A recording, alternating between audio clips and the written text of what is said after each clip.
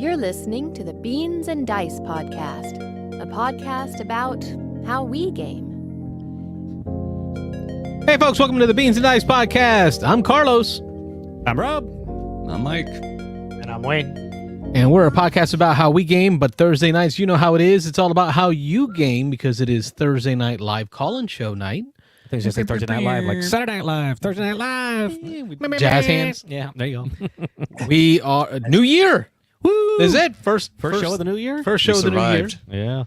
We made it, 2024. I think December marked 3 years of doing the call-in show. Nice. Which is cool. Yeah. Cool because I think the average YouTube channel lasts about 3 years. Hit us with the Like the average board game YouTube channel lasts, or done podcast even, Done. lasts about 3 years. I'm out. Where'd you So get we- that stat from? I was listening to a podcast, and the podcast said, Podcast about a... and I think it was Bonnecore was talking about it on BGI because they reached their, what episode was it, 200th episode or something crazy. So they were celebrating their milestone last month. 300, I thought. Right? 300. 300? In most podcasts, he was saying don't last more than 3 years before they kind of fall away. Okay. But we've been doing this for, I think, 4 or 5 years now. Yeah. But the call-in show aspect has been 3 years, so that's good to see. We're just warming up, baby.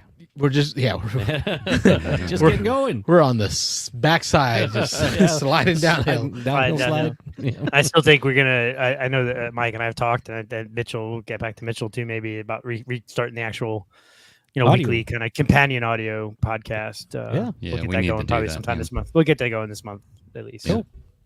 Yep, that sounds awesome. Outside of that, we're just starting off the new year, which means we are resetting our top 20 boards. I think Wayne's already done the digital side of that work. Yeah, on the Discord. Yep. I've created a Discord channel for the 2024 top 20 lists, and I'll leave the 2023 one there for another month or so, so people can finalize theirs and get it posted, and then I'll move that to the archive. And what I did in the 2024 one is I put the rules. I put that have to play it to list it. To move it, you have to play it again, or newer games can bump it down as you add games to the list. So For those of us that haven't already, we probably need to jump on there and put mine on there. I don't think I've ever actually put mine on because we've always done it on the show, so I've never put it on the Right. Discord. But if we're going to archive that in January, we Gotta might as well snap get a ours picture. in there. Yeah, get it on there. Either take Yep. a picture or just manually type it in, whatever. But yeah, And me and you need it won't go away. I just created an archive section of our Discord so that Okay. older like the convention specific pages, anything Yeah. year specific, or like the tournament pages, we can all go back and see all those. They're just moved out of the main Right. area to an archive area. So. All right. So we need to make sure we get ours in there for posterity. Is that what the word? Yeah, that's a thing. Yeah. Outside of that, it's a Thursday night. We blather for about 20, 30 minutes tops, and then we open up the phone lines and let you come in and correct our path, get us back on track, Tell us what's important. talk about some board game stuff. Because I do rely on not just you three gentlemen here with me, but also the folks at home, right? As much as I have the studio and I have the equipment and I have the StreamYard, the gaming piece of it's never been crazy wild in the amount of games that I've played. Yeah. I play games that I like, but I don't get to play as often as I'd love to. I never have been able to. So a part of this show is hearing from y'all about what you've been playing. Living through your place. And I also don't desire to play all the things that you all desire to play because they're just not within. I mean, I'm an Omni gamer, Yeah. but I'm Solo still not gamer, like Omni a. gamer. Yeah. I'm still not a heavy Euro gamer. You're not going to find me seeking out Barcelona, That's me. right, to play. I'm here. So I need y'all to kick in with some opinions on other games that I'm not going to be seeking out, playing to provide you opinions on. Because the folks at home want to hear about these games. They're not going to hear it from me. You're not going to get me playing those games as much. You played Concordia. You're playing Castles of Burgundy. But those are There you good go. games. Yeah. Brass. Oh. Those they he's weren't just- good, and I made fun of them until I played them. But he's not jumping into Lacerda. Now they're or awesome. Lacerda or I have anything. yet to play a Lacerda crazy, game. Yeah, like that. I was thinking about that last night. Oh, really? In one of the many times where I woke up in the middle of the night, I was thinking, And what cold haven't I sweats. done? Like, what do I want to do this year? And I think one thing I want to do is play a Lacerda game. There you go. Like, I have yet to ever play a Lacerda game that I can Which think one? of. That's the question. Not on Mars, right? That's On Mars, Lacerda? yeah. I already think you poo-pooed that, Rob. No, I haven't played it. Oh, you No, haven't no, played I've never it. played that Somebody one, no. poo-pooed that and No. got me not wanting You to got play what? it. Kanban EV. Kanban was one EV. of the harder Kanban sounds ones. cool. Yeah, making I cars. think you would like Escape Plan. Escape. Daryl says Escape Kanban. Yeah, he plan. chimed in there. He agrees with Kanban. Daryl says That, Kanban. that might be up Carlos's avenue. Escape Car plan. based, right? Car based. Well, we got to talk about a real Lacerda. He's made some lighter stuff, but Carlos What are you needs to talking play about a real Lacerda? What does that mean? A heavy Lacerda. Let's say, like a heavy Lacerda. They're all heavy. Is that how you drink your whiskey, Rob? 95% of his Is games Escape are plan? heavy. Yeah, You with dip one your finger at a time. Yeah, one finger Dip your finger in it. Just I'll do a little stir there. Yeah, stirring in that Arnold Palmer. Now we had a little mixed drink for the evening. And let's jump in the chat. Say hi to the folks in the chat. James Odak says, "Yay!" Daryl, Dev88 is it? Dev 88. Yeah, Dev88 on Discord. The Discord says pesky rules. We were talking about the top 20 rules list. James Odak talks about play Mosaic. I don't think that's a Lacerda game, right? But no, I think he was just talking about heavy euros. Heavy euros. So I say Lacerda, heavy Euro, and Odak says Great Wall or Mosaic. Oh yeah, His Something defaults, like right? that, Yeah. And new in the chat. I don't think I've seen this one. I haven't. Sun State 88. I wonder if he's related to Daryl. Dev 88. Dev 88. Yeah. It says, think it's just a have year thing. any of y'all tried sorcery? Sorcery. I don't know. I don't recognize it right off the top. Yeah, everybody's hitting their browsers we're here, all pulling it up. checking it out. Let's pull it up. New tab. Pull up the BGG. Let's see. I mean, it sounds that name is just kind of so generic. If I see it, I might remember. I know I haven't played it, but I'm curious now to see if it's one I know anything about. And I'm certain there's probably going to be a lot of... There might be several with the same title. What year did that? Which one? There's a lot of sorcery. There's a 2022 Sorcery Contested Realm. That's a 2022 title. That sounds about right. You let us know, Sun State, if we're headed in the right direction. If you're talking about the Sorcery Contested Realm, an old school fantasy card game. Odak mentions Lisboa. That might be a good one for you to jump on if you haven't played Lisboa. That might be kind of a good entry point. And I think it's ugly, right? Gallerist. Yeah, a little bit. Gallerist is a popular one. I haven't played Gallerist yet either. I really need to play that. You're heading the right way. Sorcery. That's the Okay. game that's the Sunstein one. was talking about. Yep. All right, let me share Okay, my so if you got it screen up there, here. let's share. Let's take a look at it. Let's see. Got some high reviews. Oh, does it? Huh? Old school fantasy Sun State card counts for game 10 of them. Players with a rich Yeah. imagination. You say it's 2022? 2022. Okay, so it's not brand new. Rank 9,000. 8.5 rating.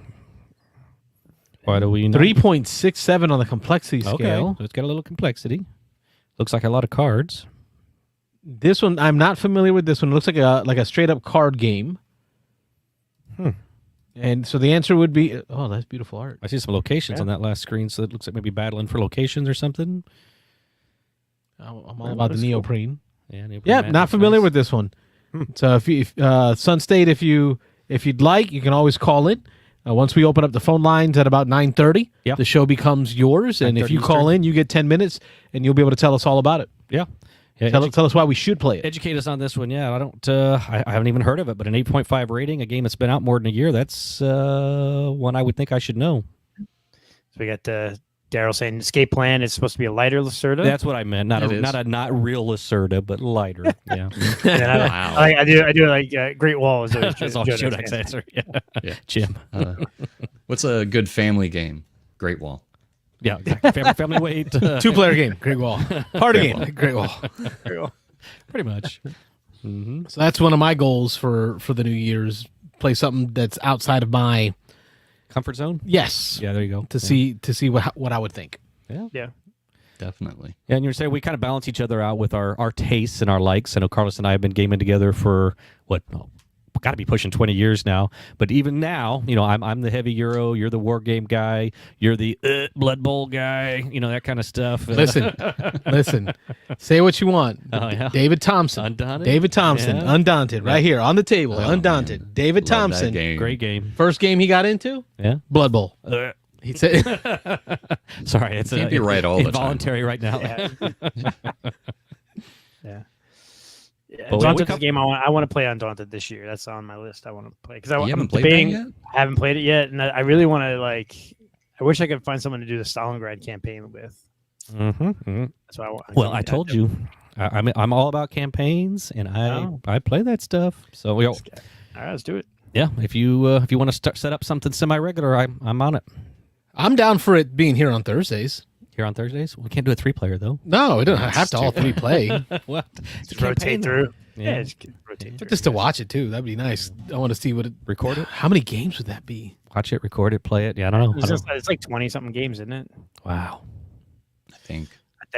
I wanted to say it's 12 or 20 or something in that range. It can go pretty quick. Carlos and I jumped into a game tonight. Again, here on the table, we played maybe 20, 30 minutes at the most, and we're more than halfway through this game, I think. Well, there was a swing of dice Rob's yeah, way. Well, yeah, it was a little bit of a dice thing going on. Rob rolled dice. I was crazy. He did it. I just was rolling all hits. Although in this game, in Undaunted, so I'm taking shots at his one of his units, and I needed it was a 7 or better, or 6 or better, 7 better on 10-sided dice. I got to roll 4 of them, and all 4 ended up hits. But it doesn't matter whether you roll 1 or 4; it just counts as 1 hit. So it's like, oh, come on, really? 4 hits, and that's no better than rolling 1. Well, Mike, you might be familiar with the scenario here where Rob has swung.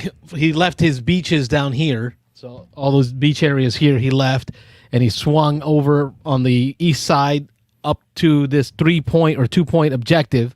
So and then he's brought his riflemen in there to prevent me from actually being able to do anything about it. Ended up like from downtown shooting my scouts, so I have no cards for scouts to activate. So because I haven't scouted the space, I can't bring my riflemen in there, even though I've drawn like 3 rifleman cards. I can't draw rifleman cards. I can't do anything with them other than shoot in there. Yeah. So we're in a very interesting spot right now. This is a good game. How many victory points does he need to win that one? 6, and he's currently at 5. 5. Carlos is at 4, so he's trying to swing that 2-pointer so he can swing the win there. Yeah. Yeah, that's a fun map. Yeah. That's Undaunted Normandy. Carlos and Robert playing right now. What else we got, gentlemen? The folks at home wanted to see our BGG stats. Or not really our BGG stats. What is BG stats? BG stats. Year-end review, game review, yeah. So our board game stats, our insights. So let's pull up before I turn my phone into a phone.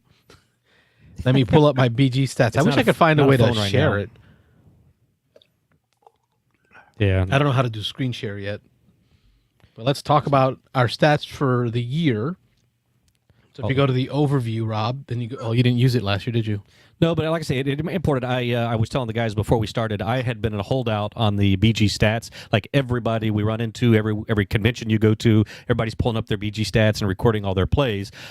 You can still record all the plays on BGG's website, and so that's what I've been doing. Is every time I play a game, I just manually go onto their website. It's not nearly as detailed. It doesn't keep a lot of the stats that BG Stats, the app, does, but it still allows me to record my plays. It gives me a little text box where every time I play, I just type in who finished first, second, third, fourth. So again, it doesn't keep as much data. It doesn't sort everything.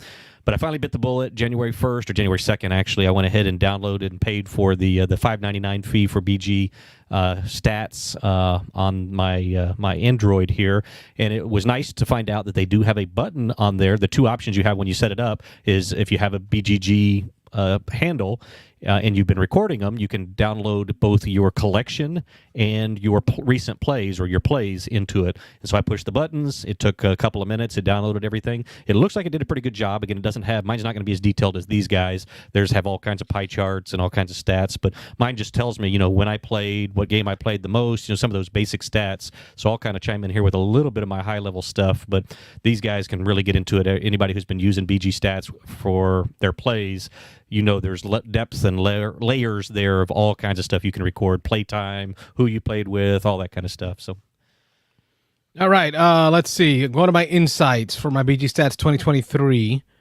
What are some of the hot things we want to hit? Like, how many plays did you have? 224 is what I recorded. Okay, I got 166. How y'all doing on plays? 224. What'd you say, Mike?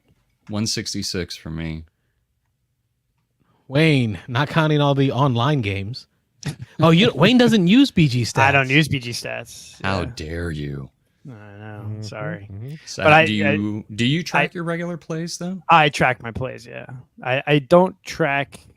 If I play a game more than once in a year, I don't track how many times I played it. So I can say that I played 199 unique games last year. I have 134 on mine, 193 plays in the last 365 days. That's pretty good. So not too They bad. actually pulled up a lot of records. Yeah, then you did it you does. did good record keeping. 19 different I'm locations. probably with 199 unique games. There's some games I've played 4, 5, 6 times, or some as many as 10. So I'm probably in the 300-ish plays last year. I had 94 unique games last year. Okay. I had 106. I had 135. 27 different players. I had 51. I don't have that. No, it's probably not because it's not recording players. What's most plays? Mine again. I'm sure I missed some stuff, but Sushi Go I've got on here 8 plays. Spin Some for Dim Sum actually. It's my number 1 played game. Oh yeah, let's go to our fives, our dimes, and our quarters. Did anybody play a game more than 25 times? A single game? Nope. No. Yeah. Tell me more, Wayne. No, I've definitely played Bananagrams with my kid and my wife more than 25 times last year. Yeah, I didn't log my Gloomhaven, Frosthaven stuff. So that's gotta have been. Yeah, that's that'd gotta be be way more up than there. 25. Yeah. So there's probably another game or two that I played at least 20, 25 times with my kid. Yeah, I've got my grandkids to thank me for the 2 5s that I have. I don't have any dimes, but Age of War got played 7 times, and unfortunately, Uno got played 6 times. Unfortunately, the things you do for your children. Yes. I may have missed it. I don't know. We've been pulling it up, but people in the chat there are throwing out some of their stats. See, Sam's got 150 unique games, 220 plays. Nice. Jim, 253. I don't know if that's unique games or plays, but we'll see. I assume that's plays. Yeah. Let's see. Oh, Pablo says more than 25 plays of an end match to easy. All right, good deal. Dang, bro. Nice. Yeah, Next Station London, 35 times for Daryl. nice, Daryl. Nice. Hegemony, 9 plays. Good Wow. lord. And then Great Wall was 7. That Holy took a crap. quarter of the year I right said there. that's the whole year right there. 9 Hegemony and 7 Great Walls. And we're going to play Cthulhu Wars on Saturday. Yeah. So that'll be another big game. You guys have... For me, the only dimes I have are Heat Pedal to the Metal and, of course, Blood Bowl.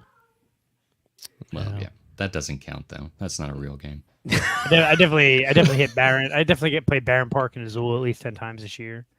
Trying to think of any others that I definitely played 10 times. So I only logged like 5 plays of Hanamakoji, but I'm sure I played that probably close to 20 times this last year. So I know some of these quick little 2-player games, I just didn't record them all. But let's see. Ron's going to call in to just share his. Can't wait to share. Nice. All right, cool. I'm glad to see Heat Pedal to the Metal made it to the dimes for me. I got more than 10 plays to that. I really did enjoy that one. Yeah, including my plays on BGA. I'm sure I played that at least 10 times. Yeah. Well, I'm not counting. None of my stats count PGA. That's a Right, mine don't either. Yeah, so that's another conversation. Is do you include BGA in your stats? I don't plan to this year. Yeah, I did not last year. If I did, my number of games played would be a little over 300. Through the roof. Yeah. Mike, you were saying? I was just gonna say that the next closest number of plays for actual heavy games would be Federation with only 4 plays, but I think I got that one later in the year. But that one got 4 plays, and this War of Mine got 4 plays. I'll say Daryl throws in his H index in there as a 10. So that means what? 10 different games, 10 times. 10 different games, 10 times. So he hit his 100. Nice. What's that 100 challenge for people? The 10 by 10 Yeah, challenge. 10 by 10. I started that for this year. Yeah. How many of those were solo games? I know Daryl does a lot of solo gaming. Not that is good or bad. But Oh wow, 70%. Oh, there you go. All right. I so started recording my solo games right at the tail end of 2023 Yeah. when Mike and Wayne made me realize how much solo gaming I actually do. Actually. Yeah, he was claiming he didn't play any solo games because he kept looking in his BG stats app, and he's like, "See, I don't play any solo games." in Yeah, here." there you go. What are you doing right now? Oh, I'm playing Undaunted Solo. How many people? One. So I'm going to start recording those this year. Well, you should play the campaign by yourself. Just solo They that. don't have the solo for no it. solo campaign. So, who did you play the most games with, Carlos? My wife. My wife how and many I plays? played. I have her at 110 plays Wow. in Whoa. 2023. half Nice. of your plays for the year. That's great. Holy man. crap! Yeah. That's She was in half the games I played last year. Your That significant other in that many games. That says that's a pretty lot. damn cool. That hang on. Where's the Achievement unlocked. Achievement unlocked. Yeah, we got you. We already said it. There it is. There you go. 2023. And then your Gaming. other significant other being Rob, was he in second place? How many here? Let's see who was in second. Oh, I better be in second. No, my son Gabe. Oh, all right, that's okay. That matters. And then okay. Rob is the first person outside of my direct family. What's the number? And how many? 45 games recorded. All right, well, that's Oh, wow, we gotta okay. get that up next year, but yeah. Where am I? Yeah, Where am I on that? Oh, go ahead. Wayne, I've got you at 18. Okay. Okay. Yeah. So I guess I got to do better at recording people. Yeah, my friend that got me into the trick-taking stuff, he's at number 1 with 75 games. Okay. Or 75 plays, I should say. So I'm glad to see that I'm surprised going back to see how many games I've actually played. All right, so let me go through my top 6 games that I played. Why is there a line there at the 6? That's an interesting way to do that. Let's see. I've got 12 games that are nickels, so 5s. Whoa. Played 5s. Go for it. So let me go. Mosaic was played 8 times. Dogfight was played 7. Castles of Burgundy 6. Green Team Wins. I'm sure I must have not recorded as many of those. I have 6 recorded, Well, but I'm certain I played more than you that. played more than that. Yeah. In the Footsteps of Darwin for 6. Quacks of Quedlinburg for 6. Azul 5. Pitch Car 5. Thank you, Mike Lorenzo, for Pitch Car. Potion Oh, yeah. Explosion 5. Santorini 5. Scout 5. And then Wild Blue Yonder 5. All right. So those are my 5s, my nickels. Anybody got any insights on their nickels? I gave them to you. Yeah, and I've got it. I guess I'm just diversity in Pretty games sad. because I played more games than you did. But like I say, my top that I recorded at least is 8, and then I have a 1 6, I have 2 5s and a 4, and then everything else is like 3 2s and 1s. So I mean, it's a lot of. That means I played a lot. Well, I guess it tells me here played 113 unique or 135 unique games. So yeah. See, I'm all about once I play a game, Yeah. if I like something in it, I'm like, re-rack, let's do it again. Do it again. And Rob's like, no, let's play something different. play something different. Move on. Move We it got a lot along more here. comments in the Yeah. Oh yeah, people are Yeah, filling up thread the there. chat there. Let's see those. See, All let's right, see, let's go ahead, yeah, Wayne. Jim. You control it. Yeah, Jim, Odak, 77 with Tandy Emil Dan, and 50 Wow. with Sam. Holy mackerel! Nice. Sam's got 23 with you, Rob. Woo! There you go. Although Sam is saying 54 games, so Jim must not have. Recorded But correctly. he probably didn't record 4 of the wins that Sam had over him. Oh, I'm sure he just left those out. Yeah, that tends to happen. That's Jim Odak for you. Yeah, I guess 4 games are so bad. There you I go. There you go. Millie Fiore, probably. Oh, yeah. all right. Most played. Yeah, and let's see. No, those are the ones he didn't record. Oh, didn't yeah, record. I guess he's not a Oh, fan. Lily Fiore. Yeah. Oh, A gotcha. lot of Okay. shade being Yeah. thrown around in the Yeah, comments could be. here. I know. Yeah. I like Sam up here saying that she doesn't like to do game resolutions because she doesn't want to turn her hobby into a Yeah. chore. I kind of, I tried to do a 10 by. I had started last year with the idea of doing a 10 by 10, and I quickly just said, nope, I don't want to do that because then I'm like forcing myself to play a game, 10 times or something like that. So I kind of modified it and put like families of games, like Cthulhu type games or like train games. Oh, that's cool. Okay. So instead of having it be a specific game, I was kind of categories because, like I said, I don't want to be a chore. I don't want to have to play, Ticket to Ride 10 times just because I put it on a list at the beginning of the year. So but Don't I put it on your really- list. I know. I set mine just as an came up open with a game. list. Yeah. I put it as an open list. So as I play games, the ones that I played the most will sit on that 10 by 10 list. Yeah. And just as I get around to them, and then I can always look at it like, oh, I've already played this, 7 times or whatever. I can get one or two more in, which, Does BG Stats do anything sort of like average games played, min, median, max, those kind of things, or per month, per week, or whatever like that? it'll do Oh, they by got pie day. charts, It'll bro. do Oh, a yeah, whole there's heat all chart kinds of stuff. for whatever. Nice. All right. Cool. Bars, cool. graphs, pie charts.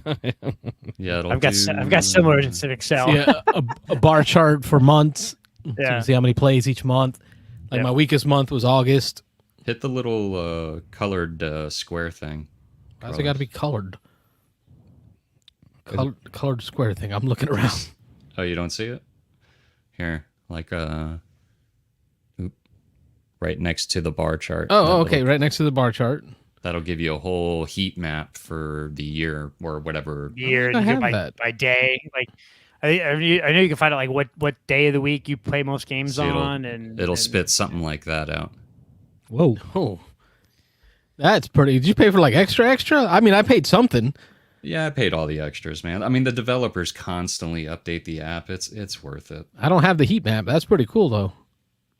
It'll do like a percentage of player counts, the locations, days of the week, how many hours you spent. You know, the whole. See, this year I really I don't know if I need all reduced that. my locations down Yeah.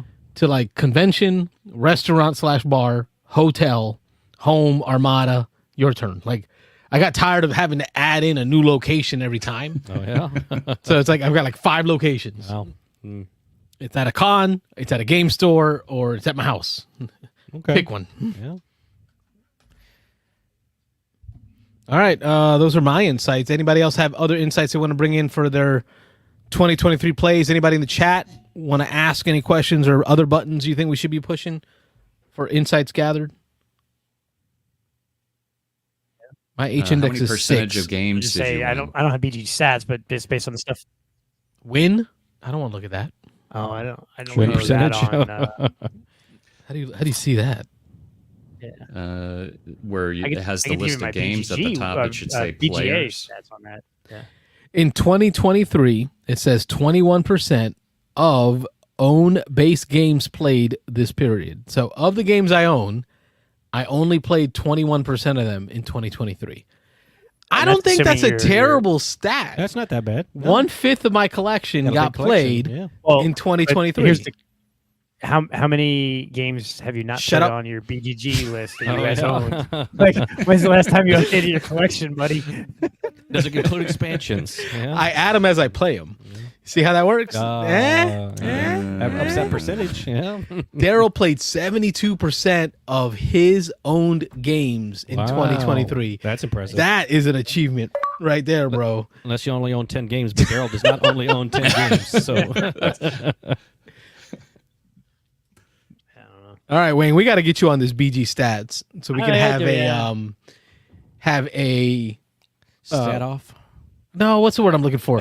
A level, consistent. Baseline? Yes, yeah, like okay. we have a baseline we can all look to. Doesn't the Beans and Dice podcast have like funny money? Don't they have a funny money drawer somewhere that we can donate $6 to Wayne? You're talking about like you're talking at home. about like the unused paper money because we all have the cool poker chips. No, I'm Yeah, not buying if you want to donate to Wayne's BG Stats Fund, you can go to PayPal, and under PayPal, just look for Beans and Dice. I think it is at PayPal, There you go. and you can send me some money. I'll send it to Wayne. He can buy in the the BG notes. Stats. Put $1 in the account for Wayne's BG stats. I got to find out how to do that actually, like how that works. I'll probably just break down like Rob did and buy it. But Yeah. I've never even last year like the just tracking in Excel like the games played and things like that. That's something I'd never done before because it was just never really an interest to me. Like I just want a game, right? So, Yeah. But That was it pretty I much mean, me. it's not for everybody. Yeah. Yeah. But I'll tell you, I did like I said, I've said in the past that like this last year was one of the best years of gaming I've had in a long time, and seeing my end of year, 199 unique games is, and that's then you add up plays, I'm probably well over 300. That's that's huge, right? Yeah. And I was looking at like average, I did I averaged 20.3 games a month. With the highest month is 63, the lowest was 6. So I mean, but averaging 20 games a month is huge. That's like 2/3 of a month. I'm getting a game in. I feel like having this every Thursday, like there were times before we did the show that I would go a month without playing something. Yeah. But now that like every week, like, hey, I haven't played a game this week. I got to play something so I can talk about it. Right. Like I got to get something played. So it does kind of push you to play something, doesn't it? I'm good with that. Oh, here it is. Here it is. It's Cash App. You can find me on Cash App at the $ Beans and Dice. Spell it out. There you go. Send me money for Wayne. I'll put it in the chat. any money that Carlos gets can go to the show. Now, We'll I can tell you go to what, Wayne so, getting his app. you want to see so BGA? How about BGA plays? Those in don't 2020, count. I know I Come don't on. count them. Those aren't real. Those aren't Those real. aren't real. No, But I go played- for it. Let's hear 'em. 2,504 games last year. What the flip, man? Are you getting that from BGA site or is this something Yeah, you from the recorded? BGA, you can Oh, get the BGA stats site. from BGA. Yeah, I have Or Game Arena. 1,039 wins out of 2,504 plays, so 42% win rate on BGA.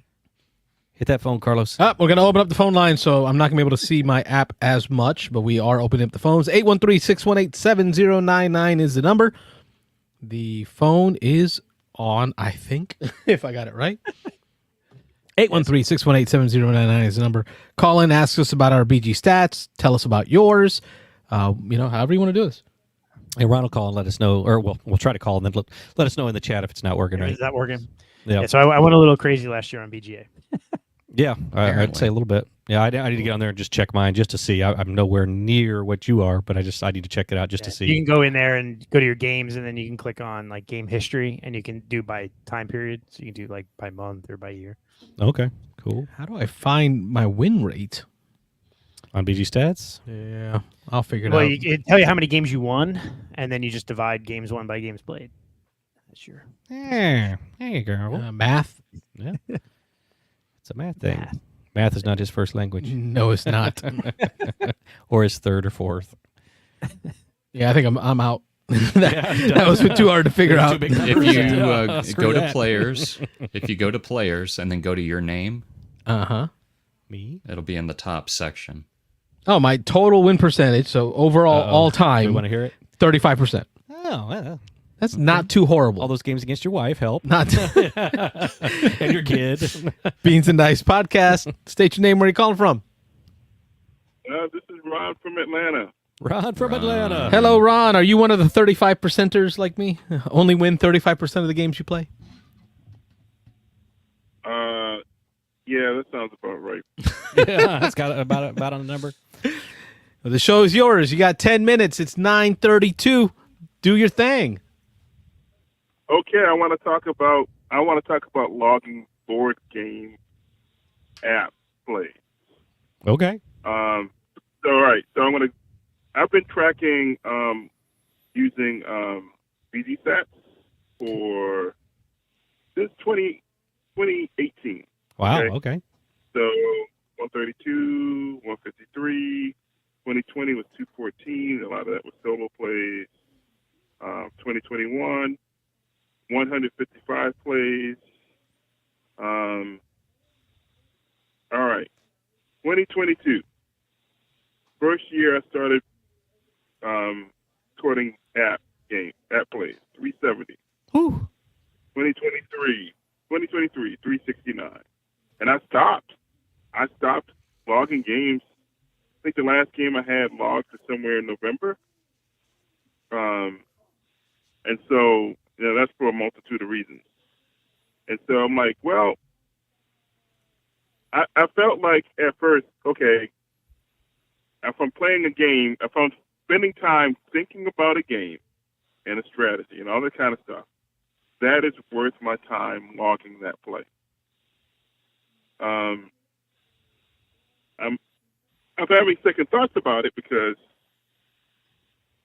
yes, I'm spending that time doing that, but like, am I really giving a game my full attention if I have 12 games going on at the same time? And, We'll go to our resident expert for that one. Wayne can tell you 45 games. Can at one time, he? Wayne, can you do that? Can he say it? Yes, I can. All right. Enough said. All right, carry on, Ron. Yes, you can. Yes, you I have can. 67 Okay. games All going on maybe right now, by the way. Oh, And each one gets 100% of his undivided attention. When I'm playing it. Okay. When you're playing No. it, yeah. So no, but I get what you're saying. So like I think I've still got a log app plays, but only like the first instance of it, because otherwise, I feel like it inflates the numbers a little bit. Not that it doesn't score or anything like that, but I feel like my numbers are like my 2021 numbers are more like real closer to what I actually get played, because I'm like played with in 2021. There's some people that you don't know because they're local, and I go to 2023. Wayne is the person I played the most games with. Nice. right? And I think, and how many times did we play games together in 2023 in person? Actually, quite a Twice. few. Dice Tower East. Yeah, Dice Tower East a couple Yeah, times, and yeah. then the live play here at the Dice Tower Studio. Yeah. So like we did play, but not 59 times. Yeah. That's because BGA Yeah. coming in, shortening the distance. Yep. Closing the gap. But I mean, Yeah. in person, we probably, Yeah. I think we had 4 or 5 plays together because we played 3 or 4 games at Dice Tower East, I think, and then so. Oh yeah, like I could, as a matter of fact, I can choose. Let's see, select none, and I could tell you exactly many. Dice Tower East 2023. I put that as a particular location. We played 3 games together. Okay. Rob and I played 7 games together at Dice Tower East. There you go. What? It's a contest. Now, Ron, let me throw my 2 cents in on that. I know earlier I said I don't record my BGA plays. Let me correct that. Liar. I will liar. I will record my BGA played games when they are Wins? Go ahead, sorry. one when I win. Number 2, they have to be real time and in a live call format. So remember when we were playing games pre-show and yeah. after show? Yeah. We'd have 4 or 5 of us get together on webcams, and then we'd play like Chocolate Factory, real time. I recorded those Okay. because I felt like that was that felt the most closest to a table type. It was Ron, what you were talking about, Yeah. a dedicated period of time That's what focused on just that game with just those people. I would agree with that. That's where I came down to. So we'll call That's that the what I came down to, the like- Beaner rule. The Beaner rule will allow you to record. Yeah. We'll see how far that goes. Yeah. Will allow you to record those plays as long as it's real time with a group of people live streaming together. I can stretch that gap, sure. I- Yeah. I'm I going to think do that. I think it could because we did. There were a lot of weeks where we were playing the Crew and we played some other games live. We did a bunch of the racing games live. Like on a voice chat. I know we Yeah, did voice a lot of chat. Thunder Alley back in the day, Mike. That's Every true. one of those plays would have That's- counted. Okay. That's true. And then in 2023, we had a weekly thing going where we're voice on Discord and playing live games on BGA, like Wayne was saying. So like some of those BGA plays were those games. And when you're playing on BGA, the games go, even like the real time games, they go faster. I want to say it takes like 60% of the time. Than like an actual physical game from everything that I've experienced. So it's a really interesting topic. But I also want to talk about my stats. So my stats have BGA plays included in here and everything like that. So I had 369 plays this year. I had 2 quarters. I had 6 dimes. I got no. Before you move forward, don't just give me the count. Those 2 quarters, that's huge. Yeah, it is. What were the 2 quarters? Super Show. There you go. That's only half the year. That was like July Oh, to yeah. now. Yeah, just to cover that second half of the year. That took over his life. That's yes. And the other quarter was Marvel Champions. Okay. Oh, that's understandable. Good man. I have a group. Yeah, I have a group. So like, we got together. We get together regularly, like a couple of times a month. So that's where that came. And then like of my dimes, Wyrmspan is up there. I played that several times in person, but also on the app. And then Lorcana is all in person. So Okay. that's one of my dimes. Good. Astronauts is one of my dimes. Only ever played that in person. So there's a lot of in person plays in these, particularly in the higher numbers.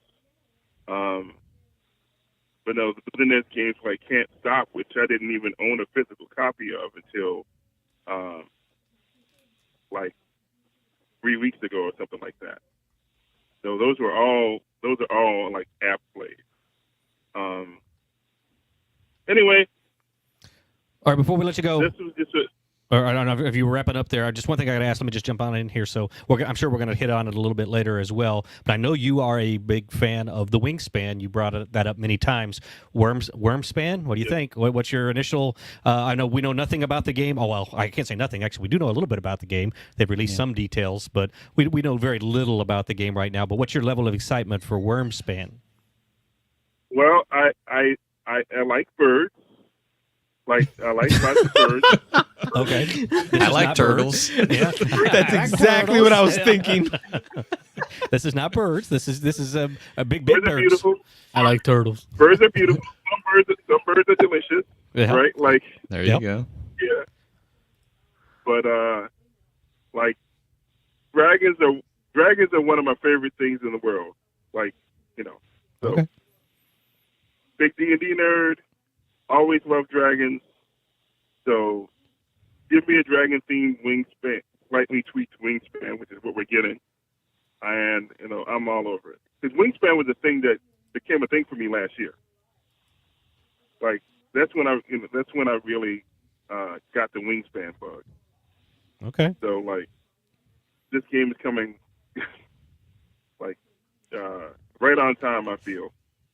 All right. Yeah, this, from what we know so far, this seems to be possibly a. Well, I guess I don't know. I want to say this, but then I guess I've seen some people say the opposite. But it seems like it's going to be a bit more of a gamery version, a gamer's version of Wingspan. Not that Wingspan is not already. Yeah. Jamie said Jamie confirmed it is more complex. Like he said the Okay. BGG ranking for Wingspan is like 3.2 or 3.1 or something like that, which he thought was. Or something, whatever BGG rating for Wingspan is, Jamie thought it should have been a little higher, and he said Wyrmspan is even going to be a little bit more complex than that. There's more mechanisms here because you have to carve out the cave before you can play the dragon, and so it's got the basis of Wingspan, but then it has more additional rules and some additional complexities. Yeah, so I'm really looking forward to that. Like I'm a day one. I've actually considered getting a champion Champion level? membership again. Yeah. Yeah. Cool. Okay. Just had to get your input. I know, again, you've talked about your I guess you said your fairly recent love affair with Wingspan, but I know you're a big fan of the game, so I just wanted to see what you thought. By the way, I didn't say I was great at the game. Oh, no, yeah, I didn't say that either. But I haven't played it with you, so I don't know, but yeah. All right, guys. Thanks for letting me gab on it for a little bit. Don't forget, folks, especially if you don't know who I am and what I do, I can be found on social media at Ron Talk Tabletop. Every now and then you'll see me on Board Game Breakfast. Tomorrow you should see me on Favorite Game Friday. Nice. For the first time in a while. And yeah, so come find me. Yeah, our local celebrity that calls in every week. We appreciate you as always, and we know you won't be a stranger, but thanks for being number one caller again in the new year. All righty, anytime. Take it easy, guys. Take care, Ron. Happy New Year. All right, Ron Frazier. Phone lines open, 813-618-7099 is the number, folks. Get in. Get a call in. We need to find Since it was somebody brought local up- that. Oh, go ahead, Wayne. Go ahead. No, I said we need to find someone local that has Super Show because I want to. I'm sure somebody around here's got it. Or But if Ron has enough, he needs to bring in all the dice Tyrese so we could do like a Beans and Dice Super Show showdown thing or something. That would Let's be cool. back in the room with our just t-shirts and shorts on. Yeah. Well, the thing for me, the thing for me that stands out is he talked about the 40-player tournament they had in Atlanta. Yeah. I mean that's like a Blood Bowl tournament. Yeah. So it's like here's Blood Bowl, and I see it as a worldwide success, getting 40-player tournaments wherever they go, and here's Super Show saying, "Oh, we can do that too." So it's got me wondering about that community. That's the wrestling one, right? Yeah. Yeah. I got lots of questions about that Did community. they do but- like a Royal Rumble or something? Yeah. I don't card based. Deck building. Is it a deck builder or is it a TCG kind of thing? I don't even know. Ron's talked about it so much, and I still don't know. That's where I feel bad because I saw it at Dice Tower and I kind of just walked. You right walked past it. past it. Yeah, the art's a little indie, but it sounds like a fun game. Oh, Ron loves it. Obviously, how to play. Oh, we got. Yeah, there's a video. I'm sure you can hear the music in the background. Oh, he's gonna walk us through our first game of the Super Show.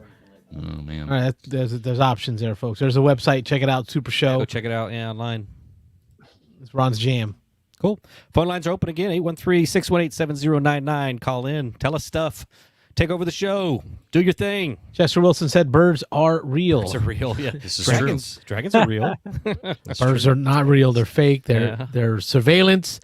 That's what they're used for Big Brother by the watching government. over you. Yeah. That's why they sit on the power lines because they recharge themselves. Oh, is that how that They works? sit on the power lines to recharge their batteries, and they fly around and like surveil your house. I'm telling you, bro. All right. Man, Birds are I not don't real. want to see your internet search history.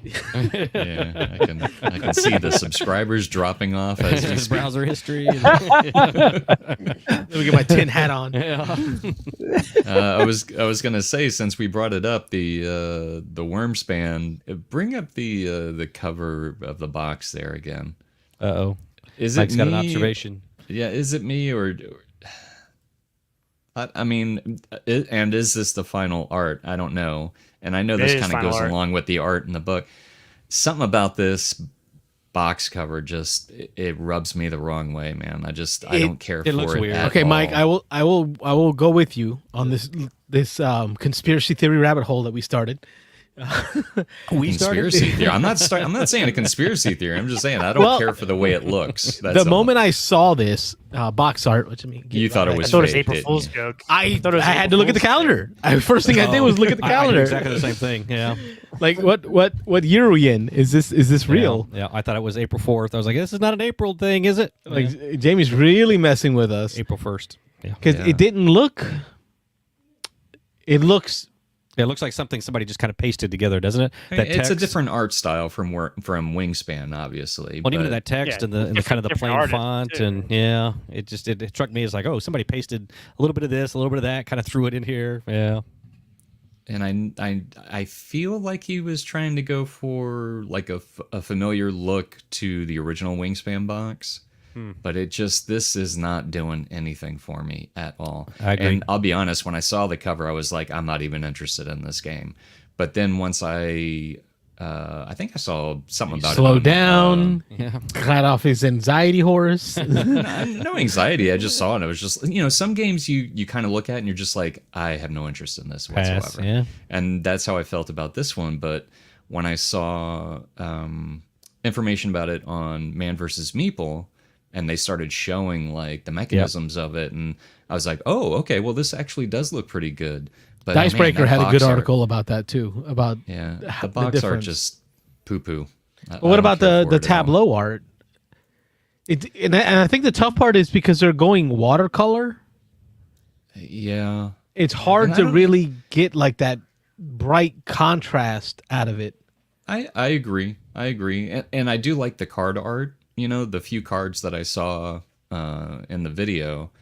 I like the direction it's going, but I think they could have utilized that art better on the box cover. That's just my personal feeling. But I agree. Like I said, when I first saw it, I thought after getting over the April Fool's thing and then kind of looking a little closer and be like, oh, yeah, that doesn't look real great. I had zero interest in it as well until, like you say, I watched the Man versus Meeple video where they started kind of getting into some of the mechanism stuff. I was like, okay, well, maybe.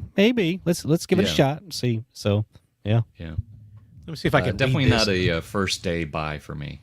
I'll be Go Gadget Eyes. Let's see. I was Sit trying to back read the on this. text. Number on the one. thing here. Excavate the 3 caves on the Wyrmspan player mat with cave card. 75 total to gain when played benefits and create places for dragons.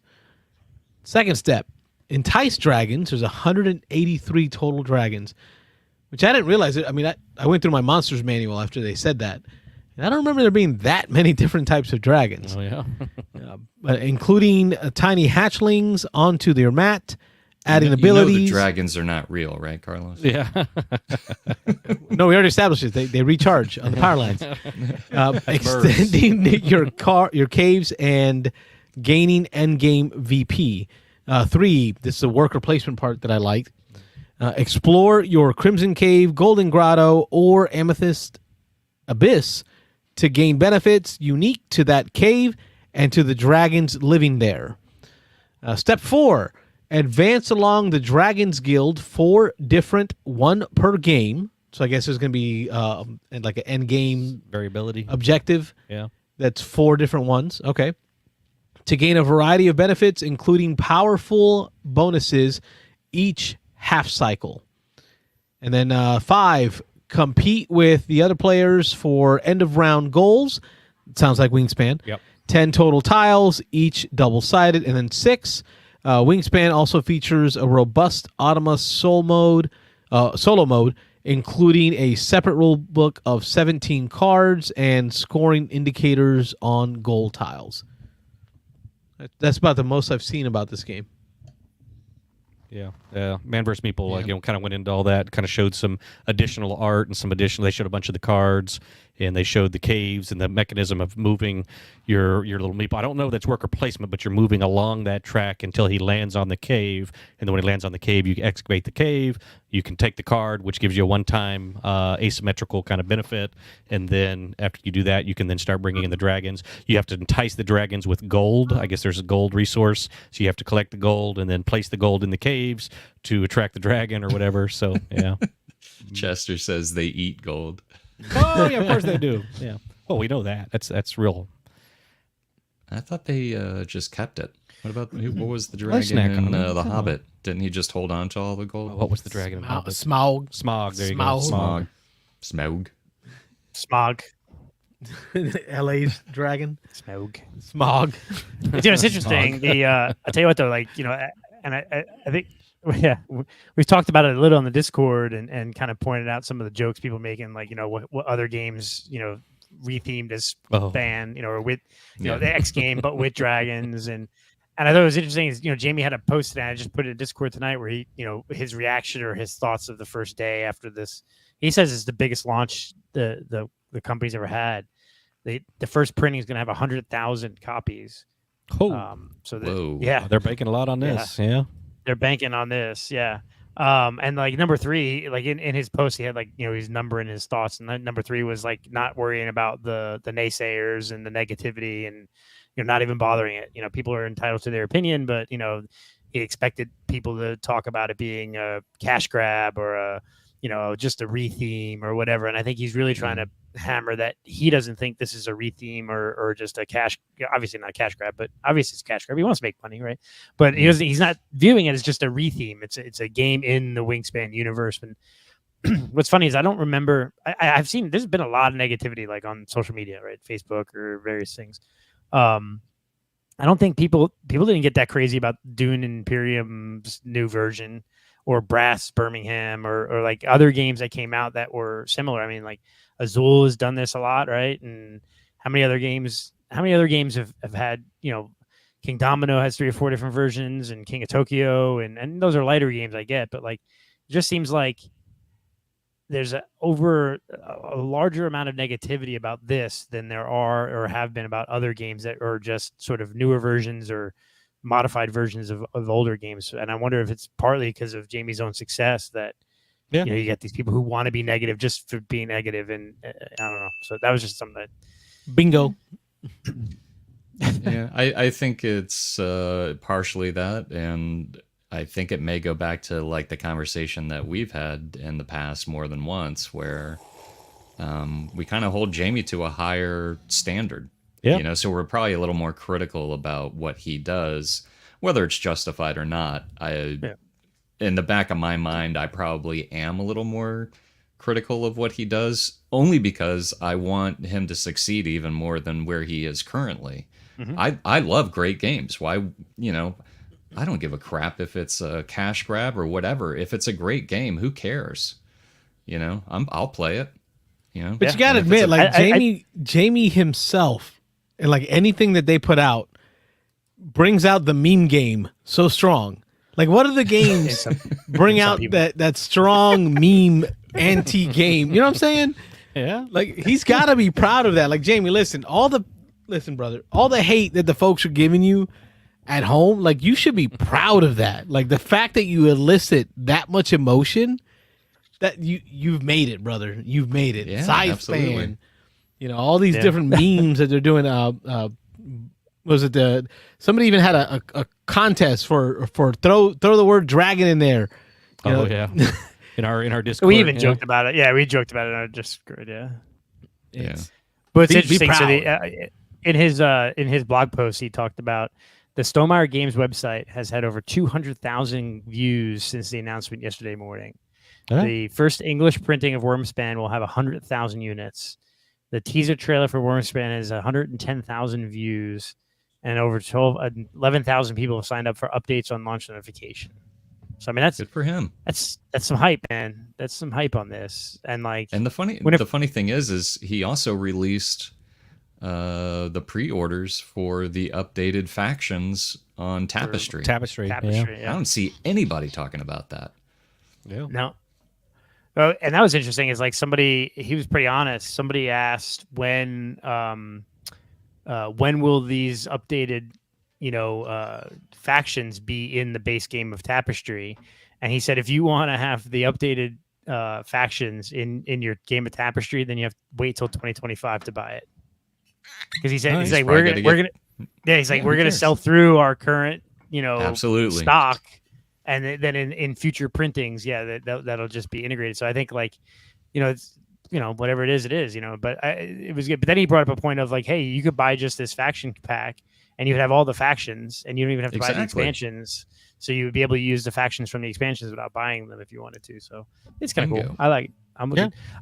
When this first came out, I wasn't interested in it at all. I think even like you, Mike, I was just like, I have Wingspan. Do I really need another game? But I don't know. I'm buying the base. I'm going to just put it out there. Let wifey know right here. I'm buying the base game. Like at minimum, I'm going to champion the base game. I think I have the champion. I might as well buy it. Right. Might as well. I didn't do expeditions or apiary, so I haven't bought any of his new games in like the last year. But I've done the damn Wingspan nesting box and the viticulture wine crate. So. Yeah, I enjoy some Wingspan. I mean, I think I played like 3 back-to-back games now on BGA. I haven't broken out my physical copy. Gosh, and it's got to be at least a year. It's probably well over a year that I almost busted it out tonight because Rob told me to set up a game for us to play before the show. All right.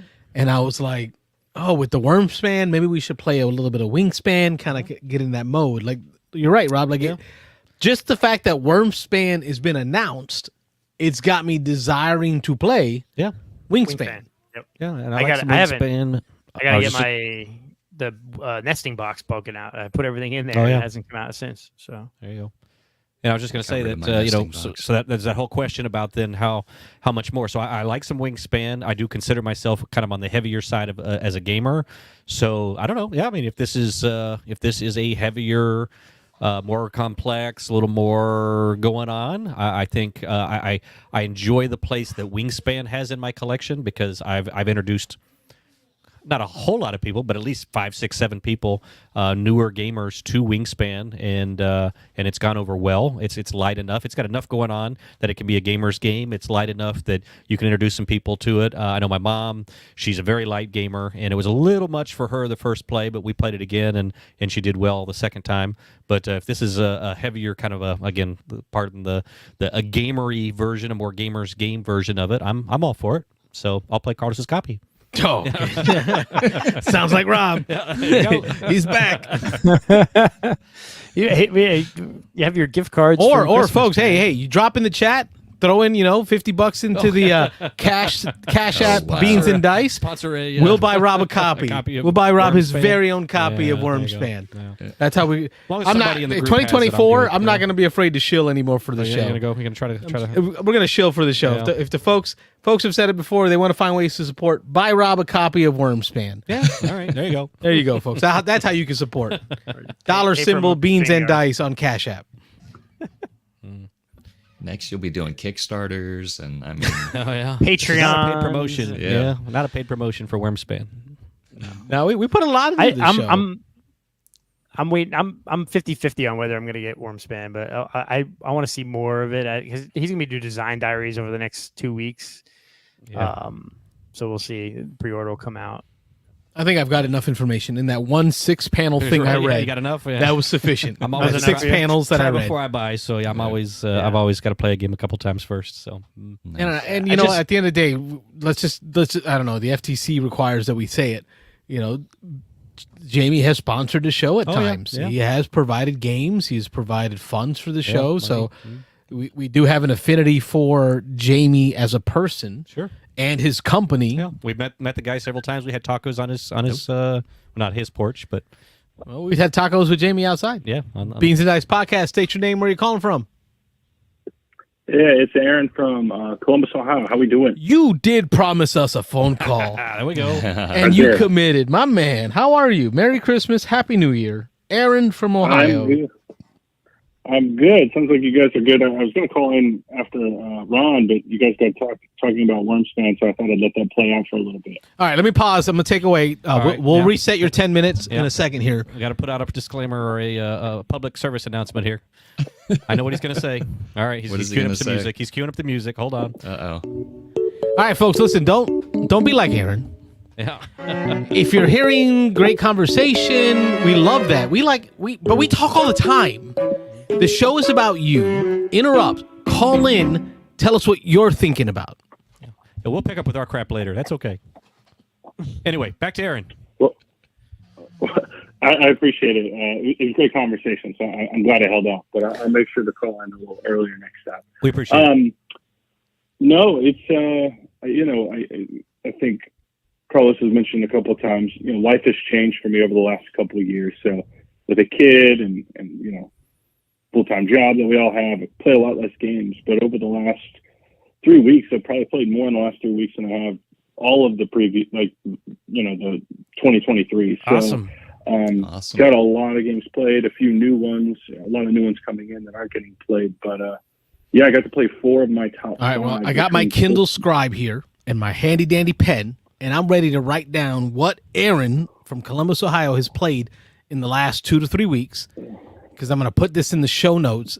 And then of those games, that one that you really want to share about, we want you to really give that one your all.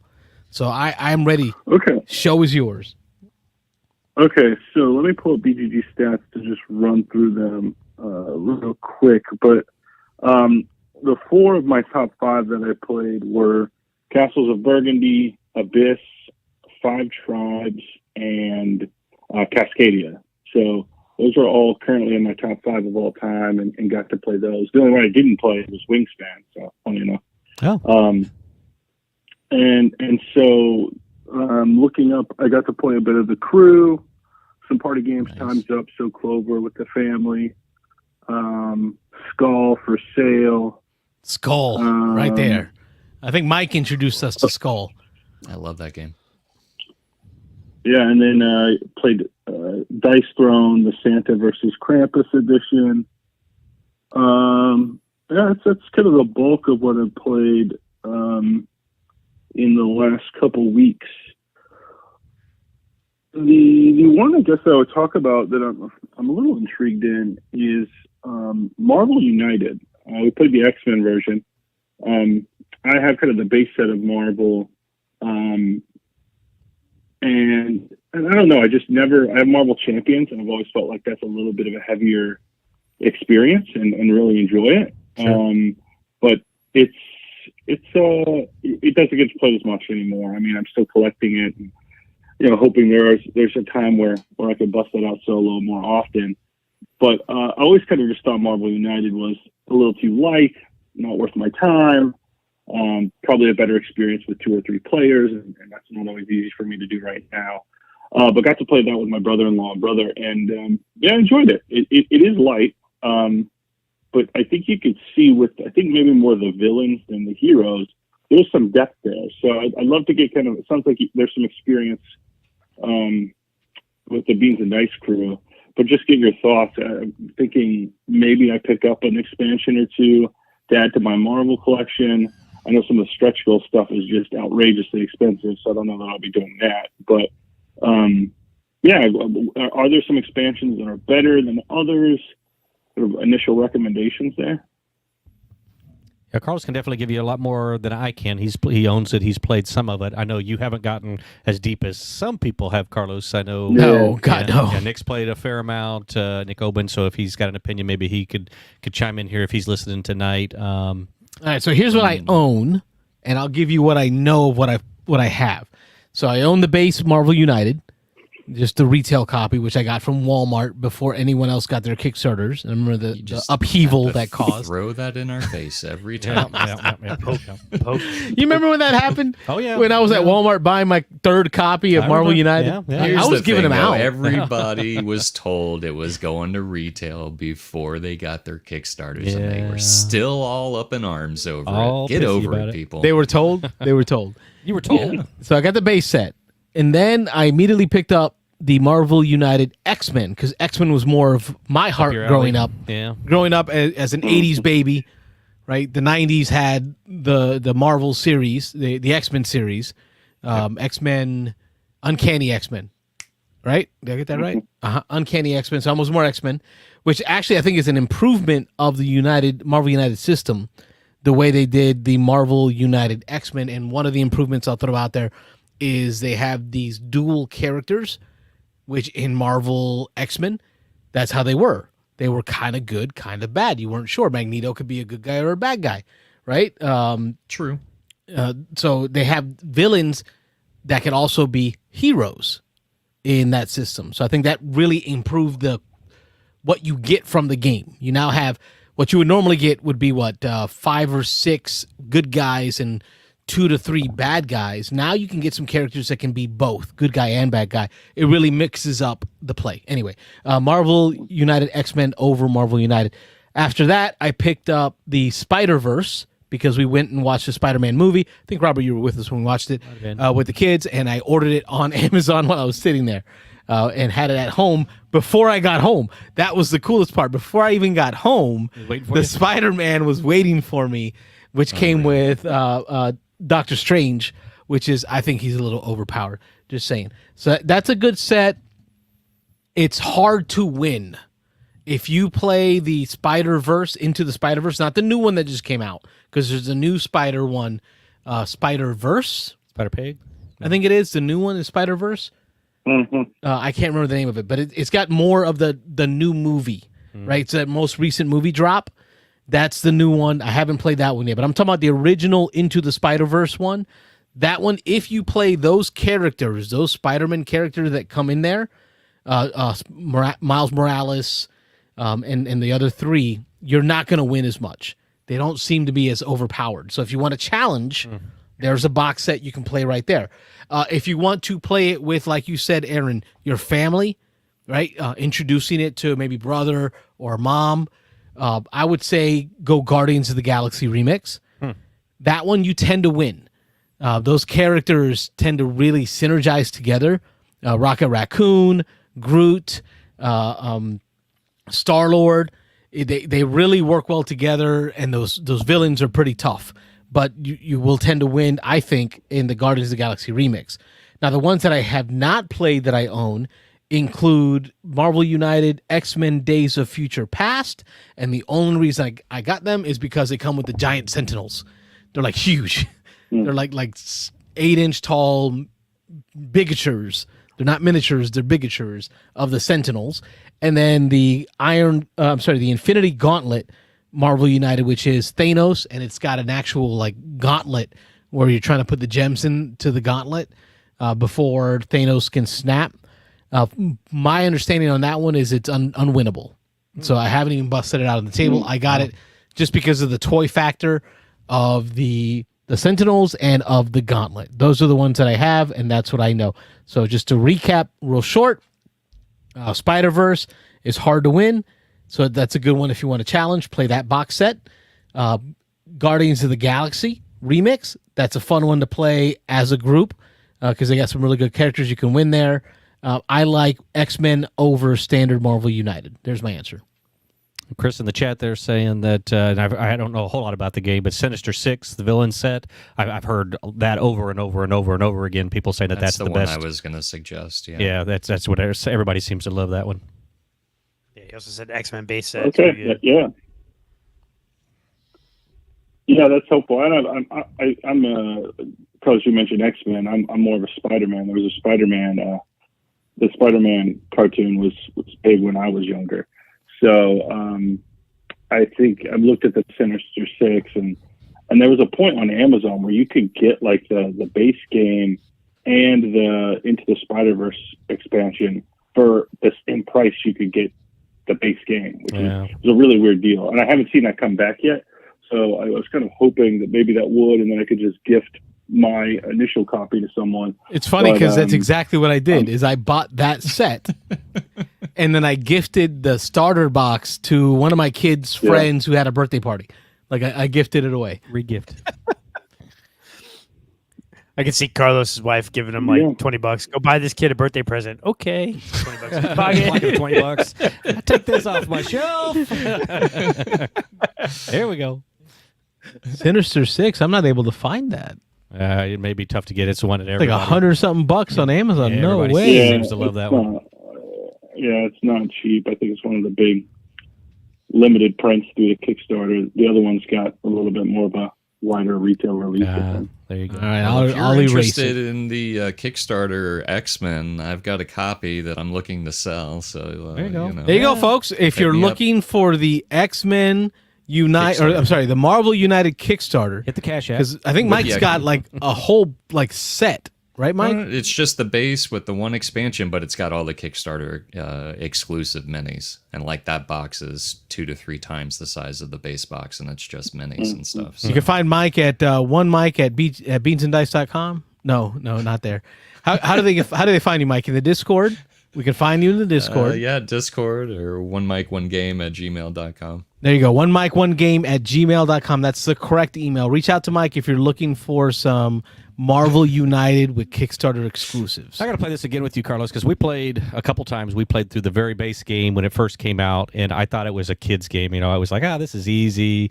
Choices are obvious. It's like really simple. But I heard as the expansion stuff, as you get into that stuff, it really ramps things up in multiple different directions. So I need to give this another shot. As soon as I hear that, especially with your boy, your boy, my boy, you and me, and there's ways to increase difficulty. They have what they call, and Aaron, right? They call them challenges.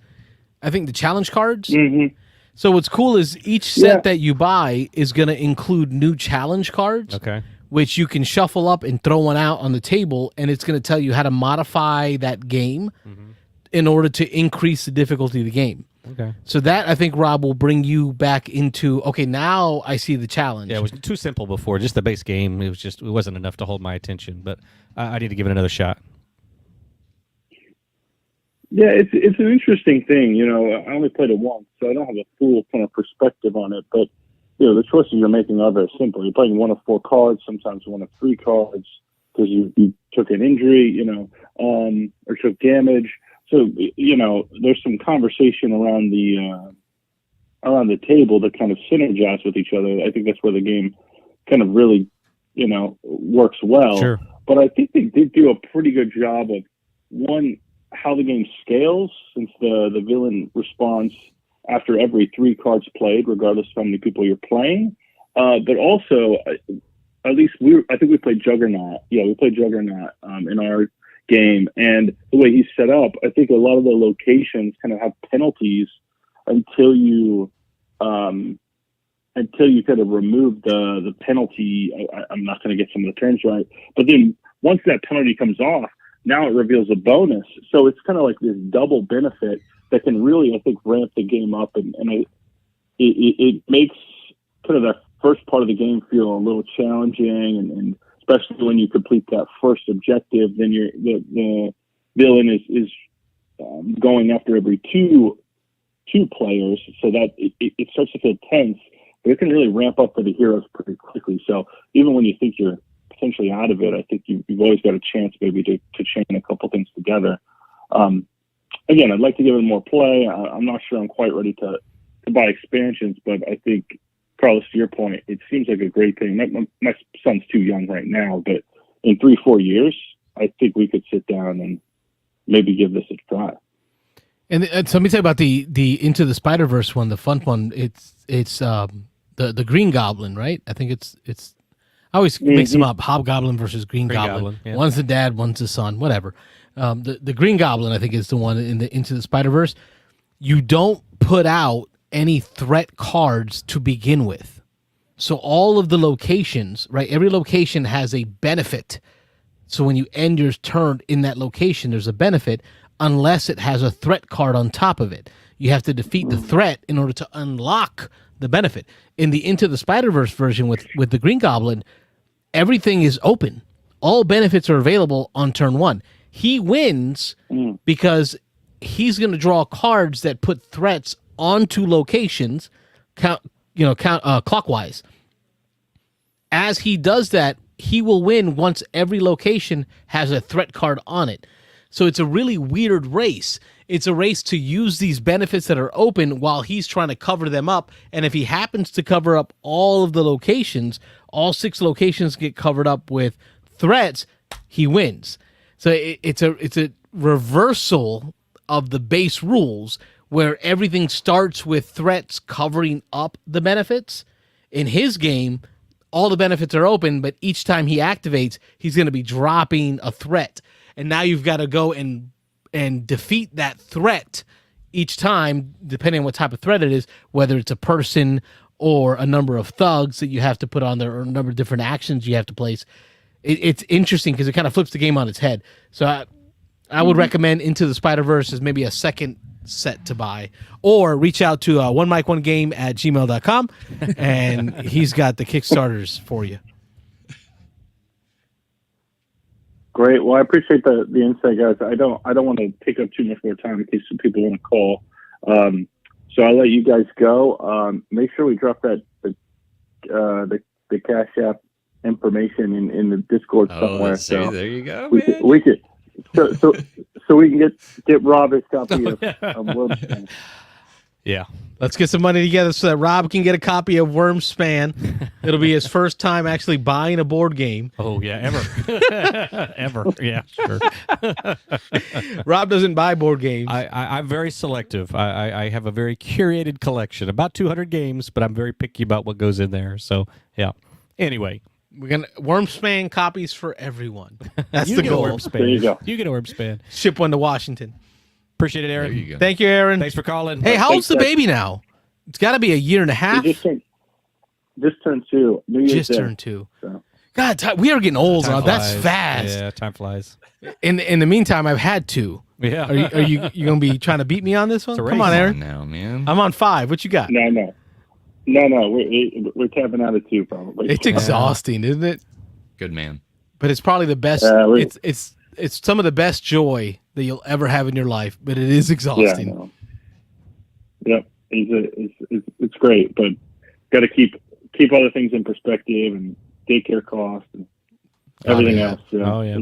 No, we're But blessed. We're blessed great. here in Tampa. We totally get it. Appreciate you. Enjoy your 20-degree weather right now. Yeah, it's maybe 30 degree right now. It's not We're so going to hit bad. 74 tomorrow. Yeah. Anyway, just saying. Nice. Yeah, thanks for the phone call. I have to make Appreciate the you. trip. I have to make the trip down. Have a good one. Oh, guys. If you let us know do, if you come. if you Yeah, ever you know, make it to you're- Central Florida, You're coming here. the Studio B. Yep. We putting your feet underneath this table. Oh, yeah. Sounds good. Appreciate it. Thanks, See you, Aaron. Aaron. All right, man. Godspeed, All right, folks. Spider-Man.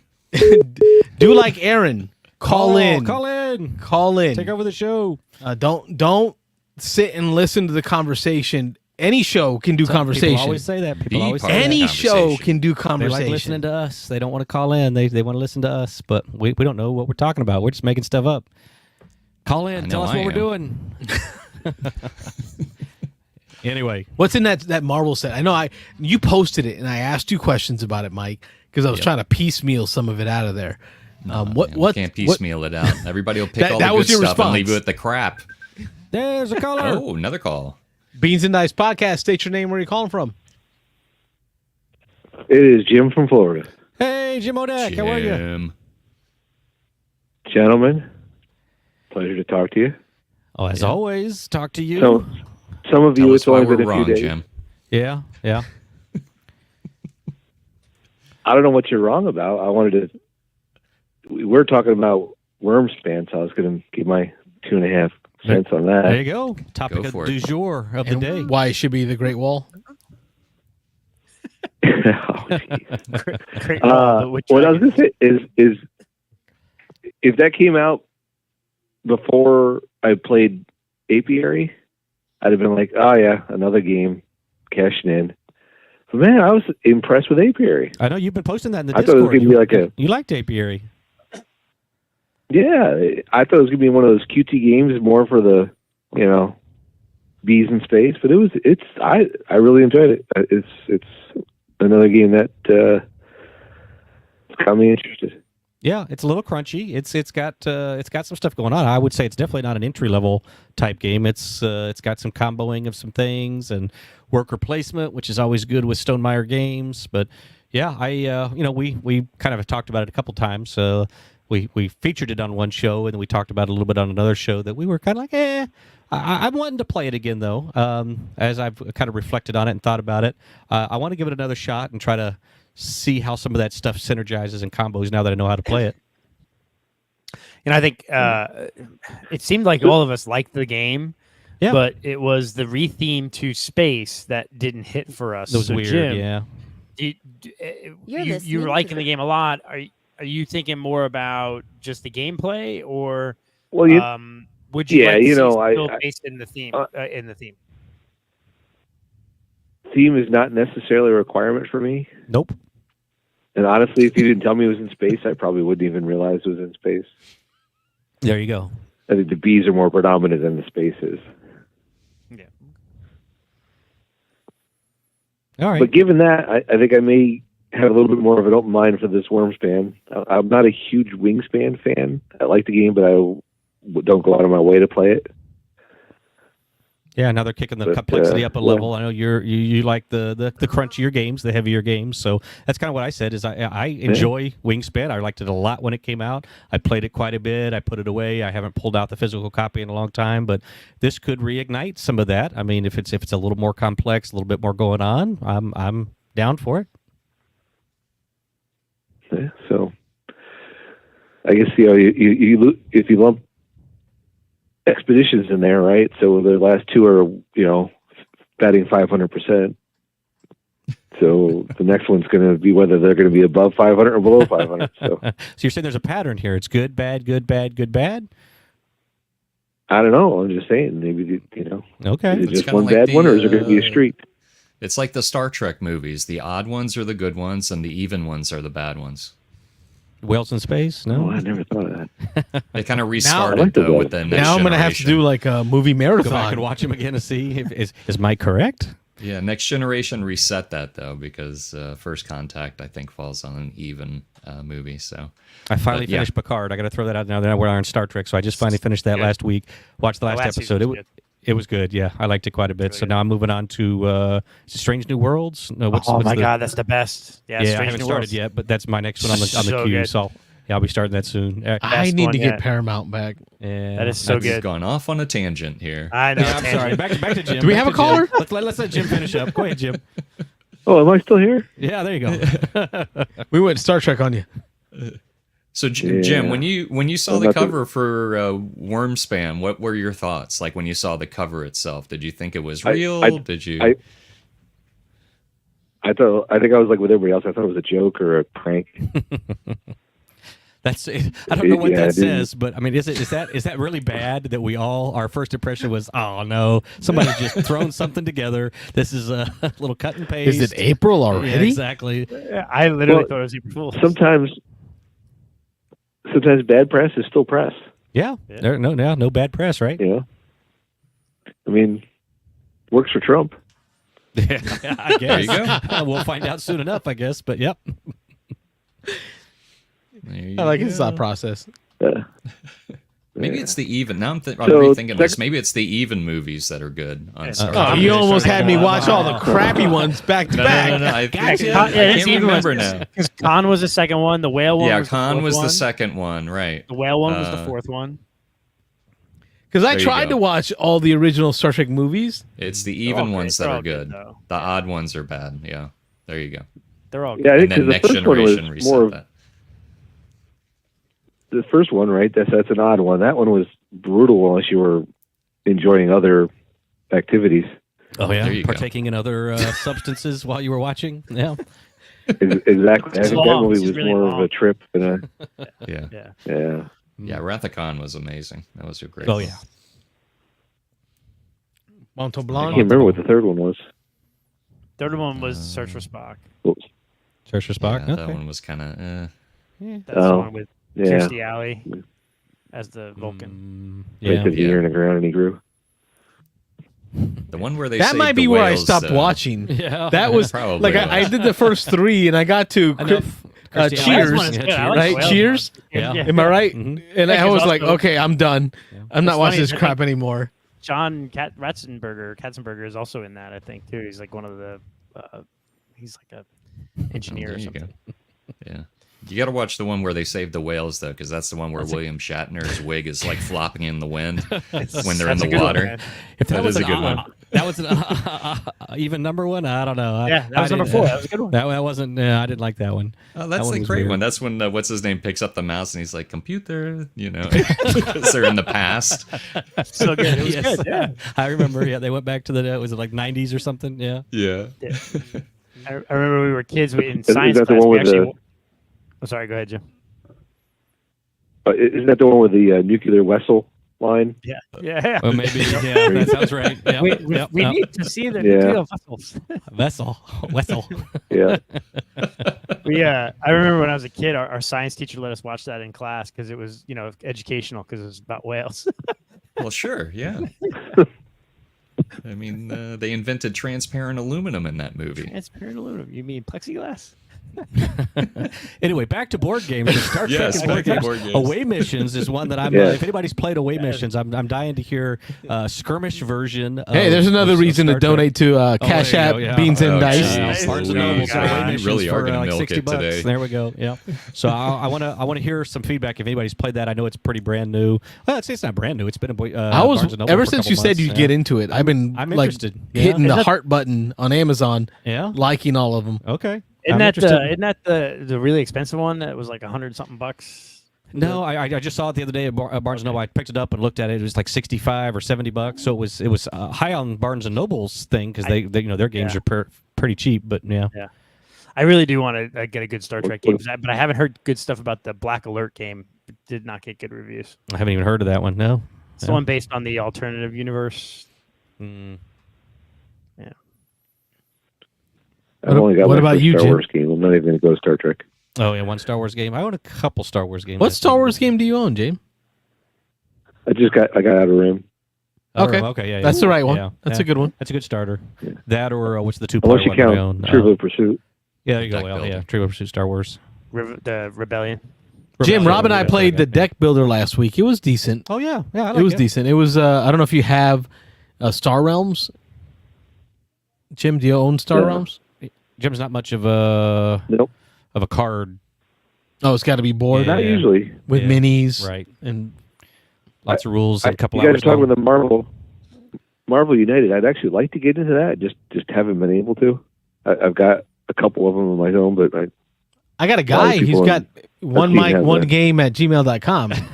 Reach out. He's got a bunch of stuff. Yeah. Wow, man. yeah. I'm actually a big fan of the bad guys. So I like the Thanos themed one and the Galactus one with the Fantastic Four. I'd really love to play those. There you go. I don't know. Is The there a idea Dr. of Doom not yet? being able to win. Like Tom Vassell talks about the Infinity Gauntlet one. Like there's no way to win it. Just can't win it. You just can't win it. Well, that's a good bad guy then. Yeah. It is Thanos. So hey, tomorrow's my birthday, Ho! Yes, it Happy is. birthday, man. which is why I'm having people over to play Cthulhu Wars on Saturday. Yeah, looking forward to that. I Looking don't forward know to it. Yeah, I've not played it Sweet. before. how much everybody else is, but I appreciate everybody playing it for me. I played it one time, so it was a Dice Tower East a couple years ago. So I will try to watch a video just to brush up because I forgot probably 90% of it.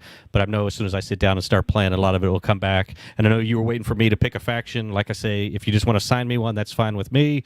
If not, I'll try to take a look at the list and pick a faction before I get there and let you know. But either way, I'm not too particular.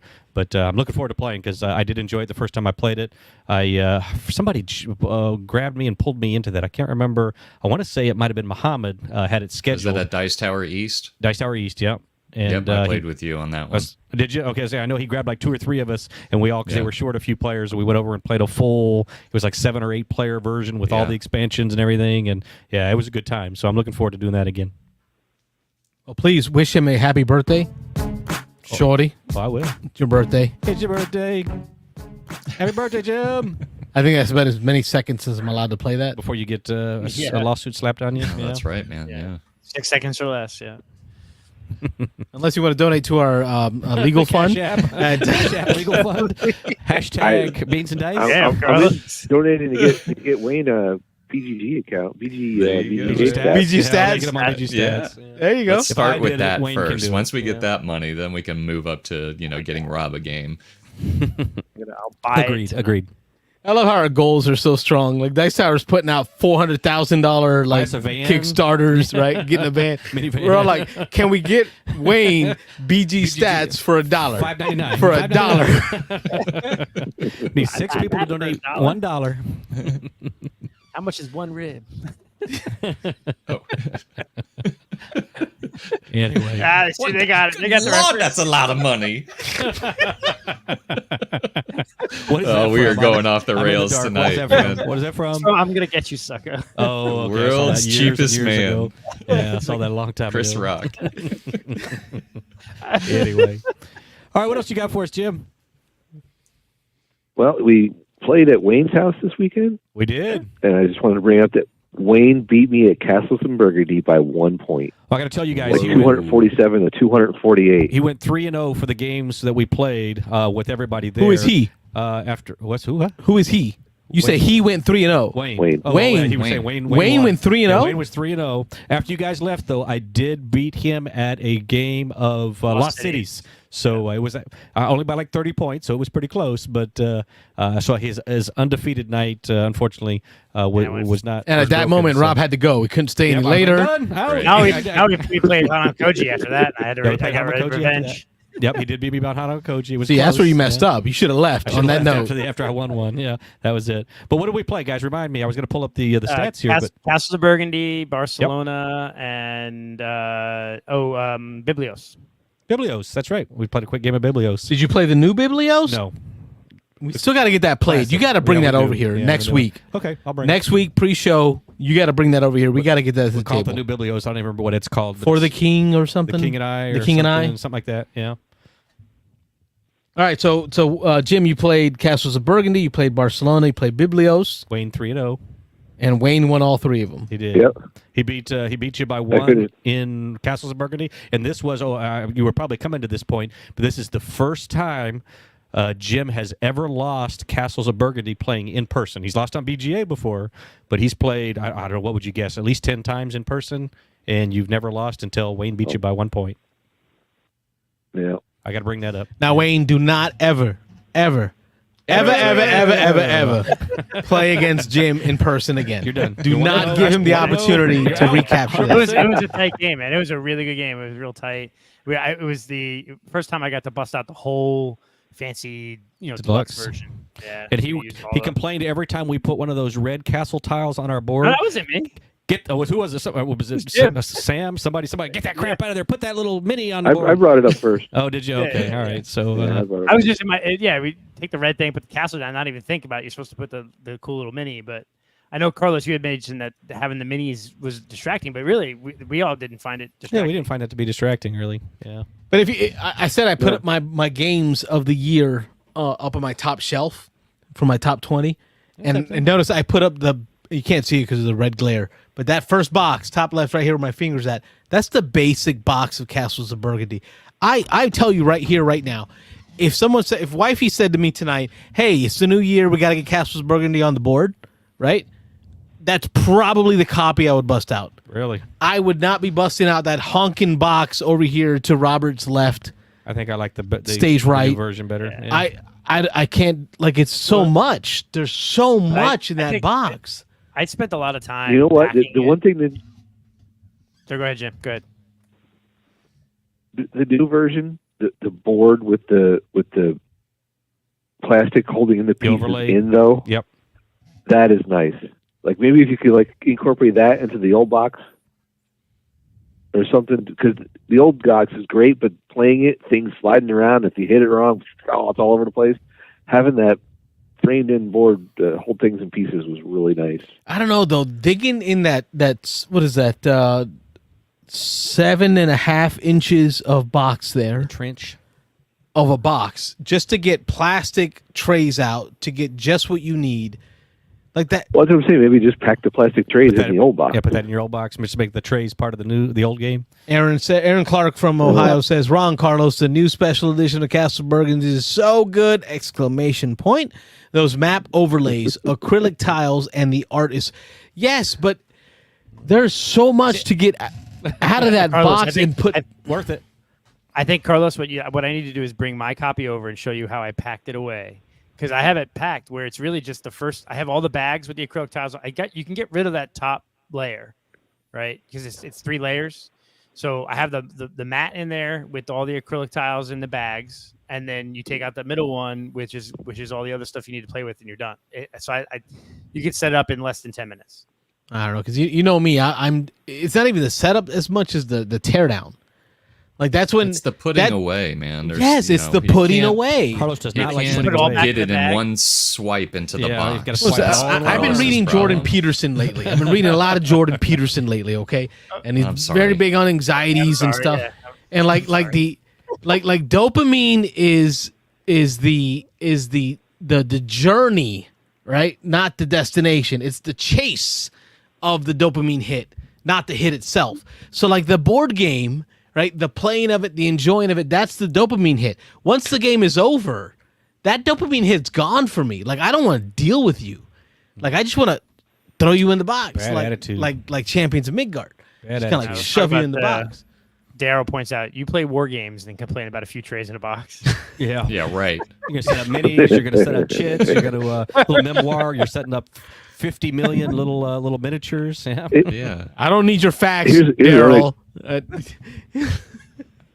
Here's one thing I'll say about it. If you compare it to games like Ankh and Lords of Ragnarok or Rising, all the ones with the big minis that come in multiple boxes, even the Great Wall, those are much worse. Yeah. You're taking multiple boxes and figures out of plastic trays and they're all over the place. They are so annoying. But I think it's For my because the copies, option is I've- there. Like the choice is there. I have a choice.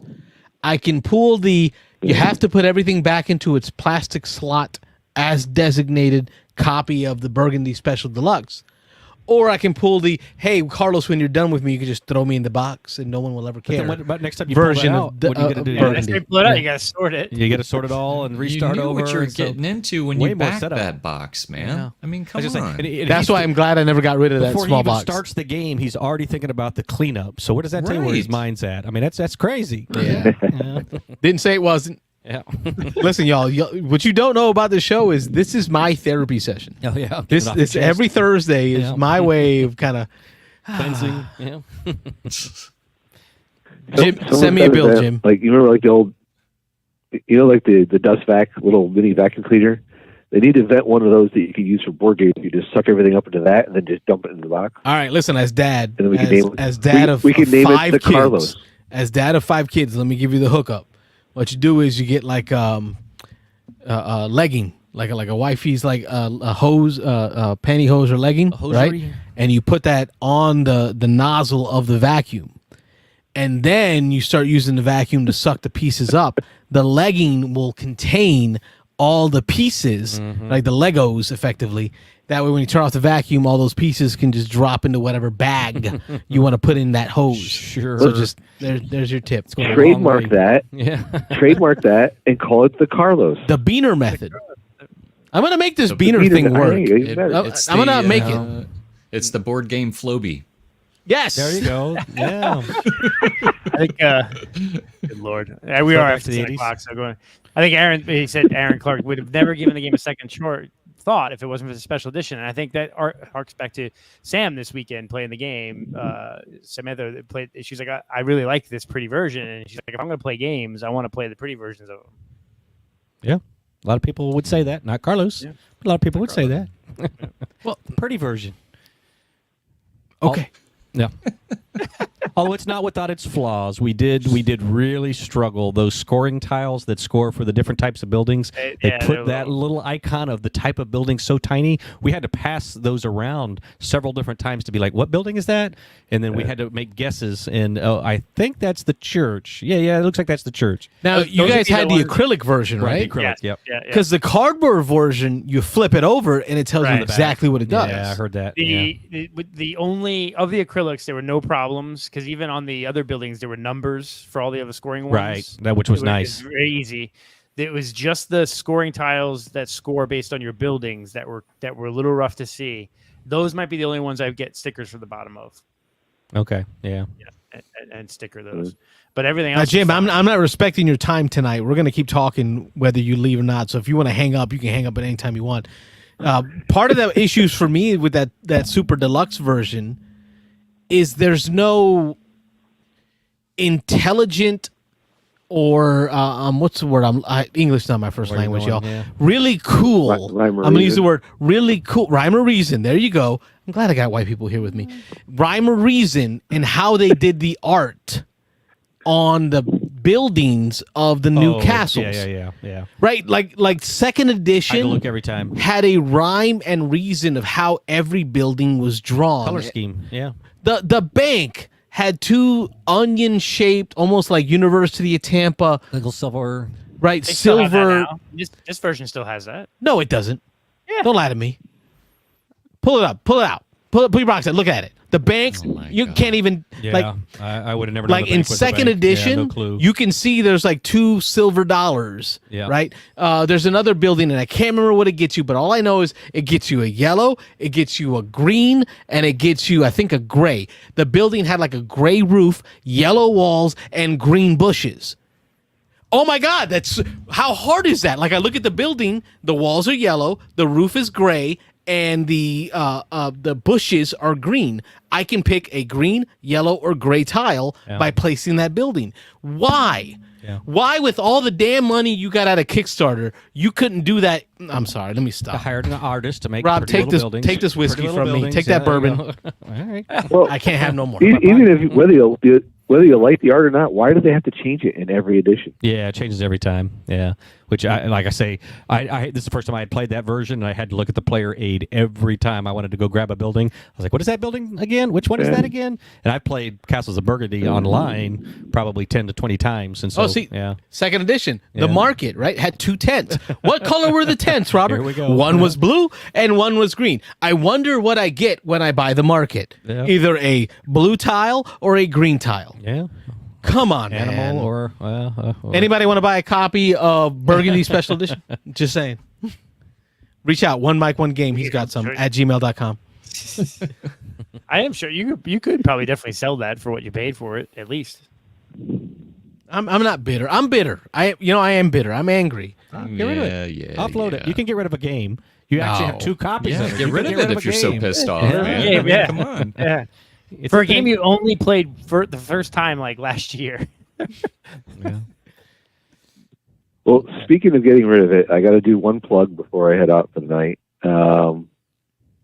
January 21st, 20th is the TGG flea market.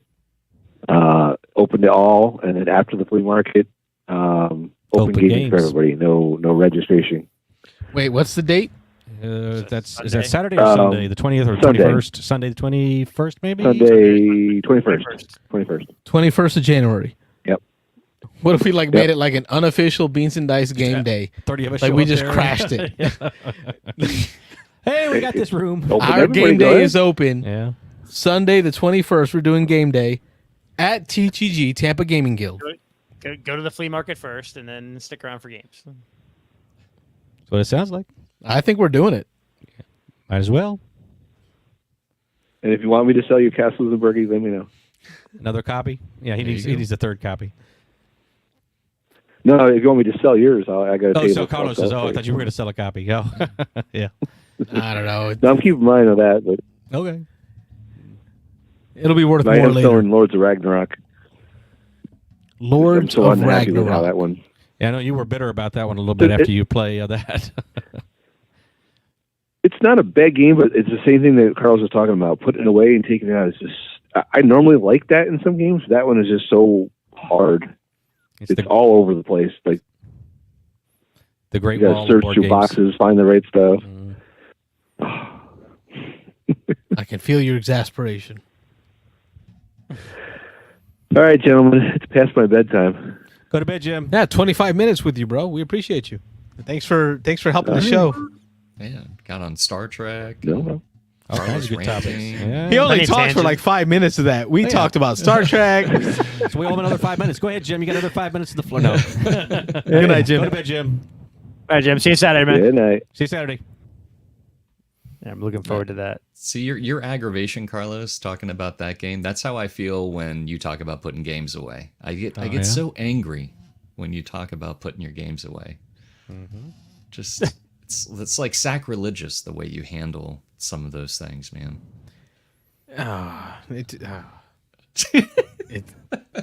Okay, I agree. I'm just saying. I feel the pain afterwards, like when we go to set up. Like, But who the hell? What kid came in here and shook this box?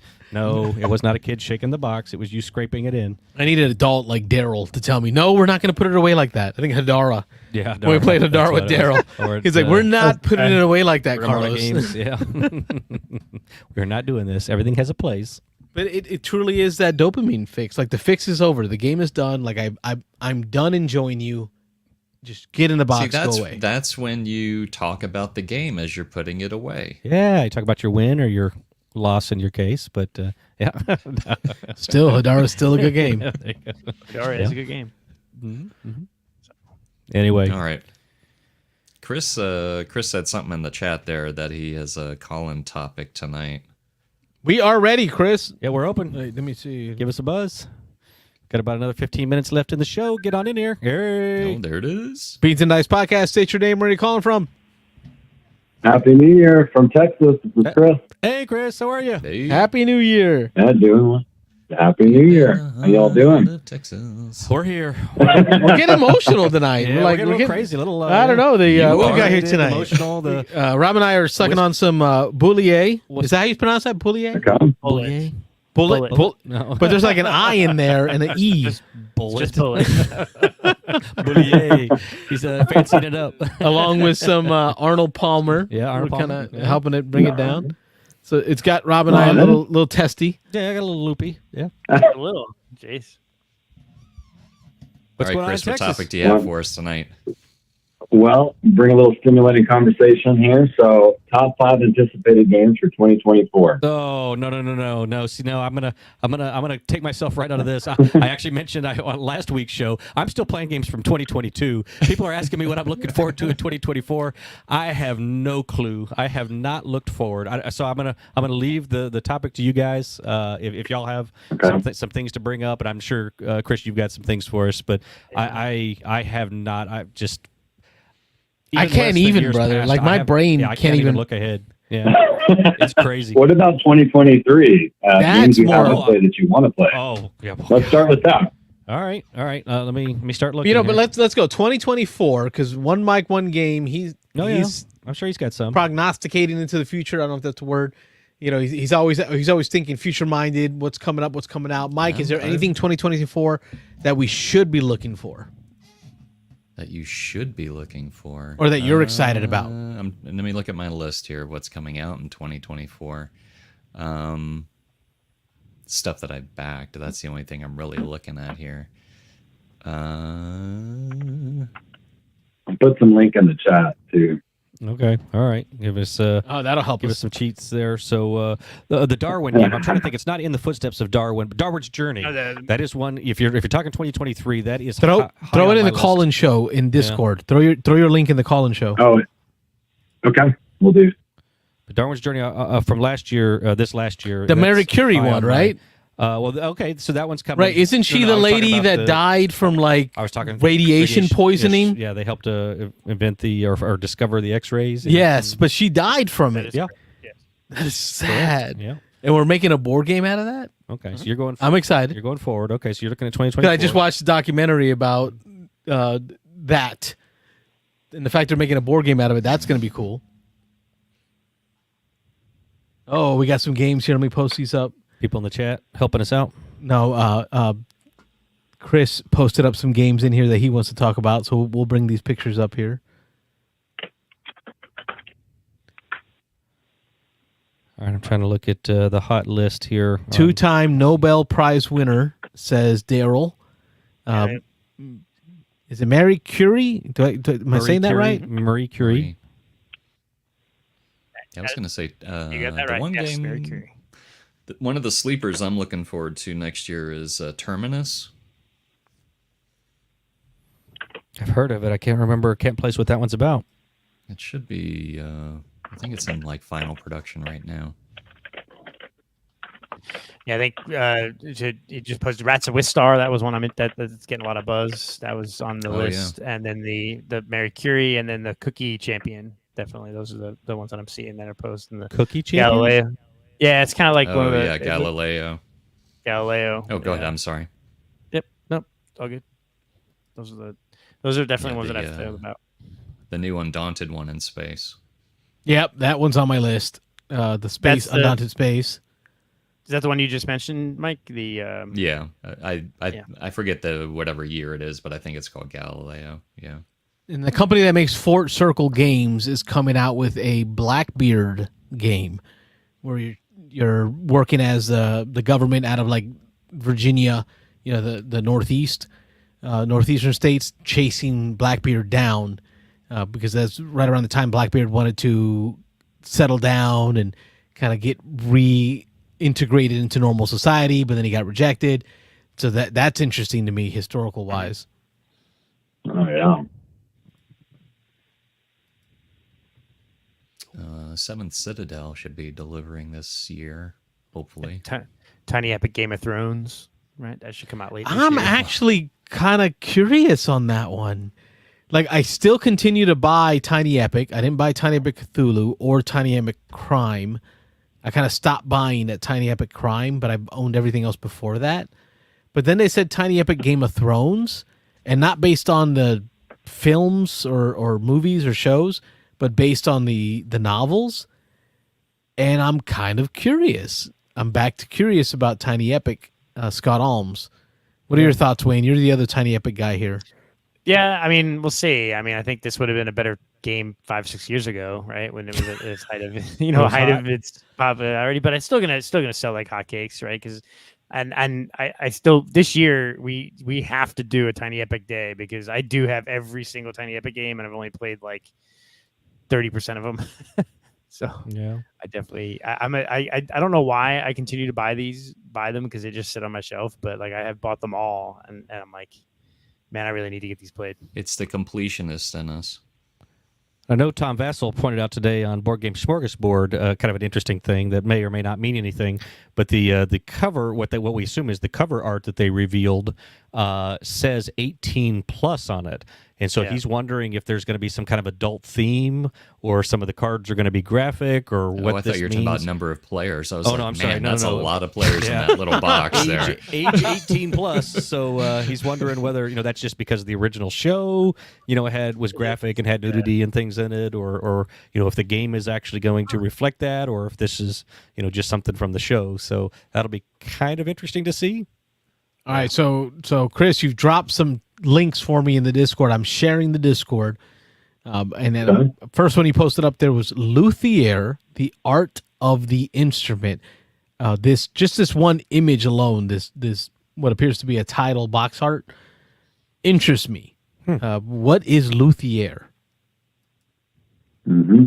So it's a game about making instruments from the classical period. You're making violins, cellos, other instruments that were around during the classical period of Mozart and that time. So I'm really excited because I'm a musician. I love instruments. I just like this idea. also by the same company that made Distilled, which you guys, I think, recommended on your channel for Paverson Games, same publisher. So I just love the theme. I like what the company is doing already. Their new company. They did a great job with Distilled. So, yeah, I'm interested. I would echo that sentiment. I did hear a little bit about this one. I played violin all through middle school, high school, and then a little bit after that for about 10 years. And so I'm definitely a musician myself to that extent. This one definitely has my, awesome. my attention a little bit. Cool. Yeah. The idea of taking resources to build a product is in line with, I love like Anno 1800 games where you're having to put resources together to make a product or to make a thing really stand out to me. I love that feeling of having produced things. And then you throw in that musical aspect of the instruments. So not quite, what's the one I'm thinking of, Rob, the recent release this year? Oh, you're talking about I know what you're talking about. The one where you're making music. You're actually making music. Right. Which is outside my skill set. Mozart's last... It's like Mozart's last sonata. Was it Requiem or something like that? Yeah. Lacrimosa, yeah. Or Lacrimosa. Yeah. Lacrimosa. There's Daryl, my man in the chat. Daryl, keeping me honest. Lacrimosa. He nailed it. Not quite Lacrimosa where you're focused on making music. This is where you're making the instruments. I can dig this one. Yeah, sounds cool. All right, what's next? Let's see. Let me back out. Go ahead. Into the chat. Next one on the board. Galileo. It looks like space. Galileo. Galilee. Yeah, that's his full name. Galileo Galilei. Yeah. Okay, I always thought it was just a Queen album. Is it Galileo? He just had one name. Yeah, it was like a Cher. Yeah, it was just Galileo. Galileo. Figaro. Anyway, I actually know nothing about this one. The artwork looks great. It's planets. So you're not showing you the artwork here. Oh, my bad. Thank you. Yeah, share. So let me pull up the BGG and then let me share that BGG. You're looking at it privately here on the side. I'm over here looking at it all my own show. Hey, that looks great. So look at that. I did the same thing for the past one. What was that one we were just talking about? The Distilled Company. People listening to the audio version will be right there with you. Yeah. So, Chris, why don't you tell us about this game, Galileo Galilei? Okay. Well, it's got a nice theme. Obviously, you saw the artwork's great. So it's you take the role of an astronomer, discover new planets, find unknown star systems, develop your telescope, which is really cool, and make a scientific breakthrough in the difficult age of obscurism. And let's see, use your telescope to select one of 5 actions available. Action selection. Evolve these actions into their better versions. Collect cards of different planets and star systems. Select lenses of the 3 main colors to make a discovery. But beware of inquisitors. They might come unwelcome and ruin your fame in no time. Better find a way to profit from their visit instead. It just sounds really intriguing. The theme. That does sound really cool. Sounds cool. Yeah, it does. Yeah. I had not heard of this one at all. Pretty cool. I love astronomy. I mean, personally, I'm a Libra. I'm not sure. Yeah. I've been to his tomb in Florence, and it's gorgeous. Oh, really? It's pretty cool. That's cool. Yeah, Nice. like a side story, which is really cool. So when he died, he was still excommunicated from the church, Right. and so the Franciscan monks in Florence were like, "Yeah, but he's probably right." So let's bring it back. Let's not just throw his bones. Let's not do that. Let's not just throw his bones. So they hid his body, and eventually the body of his wife and daughter in their church. And then 100 years later, when we realized he was right, and the church goes, "Oops, sorry, I guess we can't really bury him on consecrated ground now." I'm like, no, he's right here, and he's in the closet. We got him. We got him over here. Yep. We got him on and ice. they built this beautiful mausoleum for him. So it was like. Yeah, he would have so it was kind of cool. Like the Franciscan monks were like, "Yeah, no, he's probably right. Let's not just throw him in a ditch, please." Cool. So, That's pretty neat. Cool. Yeah, it was really neat. Cool theme there. Oh. Got another one on the list, Carlos? Yep. Let me get more. All right, We got going back and forth. back to the Discord. Doing the production. Cookie Champion. Cookie Champion. Let me get this one up on the BGG, and I will share that screen. Deck building cookies. All right, I like cookies. There we go. Up on Eagle Griffin Games, Okay. makers of Baseball Highlights 2045, one of my favorite titles. Publisher of Federation. Look, it's Also Federation. Stefan Maltz, Rococo. Rococo Nice. designer. Yeah. All right, so this has got some pedigree behind it. Sounds like some big names. So I hear Cookie Champion, and I automatically kind of think, okay, family game, light right off, but maybe not. Just by because there's only one picture up on the BGG for this game. Just by the cover art right off the bat, you're getting that whole, baking championship or baking challenge Bake Off. TV show, Yep. Yeah. right? Because they've got a camera in the upper right corner. You got judges in the bottom left corner. You've got the protagonist here, with their different cooking utensils, almost like an anime style battle, like a cookie fight. Yeah, that looks pretty Yeah. good. That's all I got out of that. What do you know, Chris? Well, I don't know very much. I love the pedigree. Rococo's in my top 5. There you So that's a step ahead. And then the mechanisms, there's a lot of mechanisms. I don't think it's a simple game. You have action retrieval, area majority influence, deck, bag, and pool building, delayed purchase, hand management, income, multi-use cards, open drafting, set collection, turn order, claim action. Wow. Which that's kind of basic, that last one, but still the other ones, it's quite a few little mechanisms Yeah. going on. Sounds like a good amount. Cool. Yeah, you had me at So, Eagle yeah, Griffin. so that's kind of and- interesting. Yeah, Stefan Maltz, Yeah. Eagle Griffin. I'm in. Yeah, me too. Agreed. Yeah. And I think the theme too. So I talk about gaming with my wife. My wife's a theater person, but she also does a lot of baking. She's done baking competitions, and so this would be a game that Nice. she definitely would get into because she watches all those shows all the time too. So I think the theme and the That's designer, cool, yeah. is good. Yeah. Yeah, I agree. And that's with my wife and a lot of even my son likes baking. Like he helps out in the cooking and they like watching baking competitions. And so, yeah, the theme definitely. And obviously the publisher, it's probably going to have nice components, just from Eagle Griffin. They do a good job. They're not cheap, but they do a good job with their component quality. And then you busted out with Marie Curie, which is probably one of the only ones I can think of that's coming out. Now you put us on. You put me on to in the footsteps of Darwin, and this is very much in that same vein. Mm-hmm. Is it, from what you know, is it worth putting this on the radar? Is it going to be different enough? I don't know. It's one of those things I'm just keeping my eye out for. That's why I mentioned a little bit later. But I like the theme, obviously. The theme is really cool, the science theme.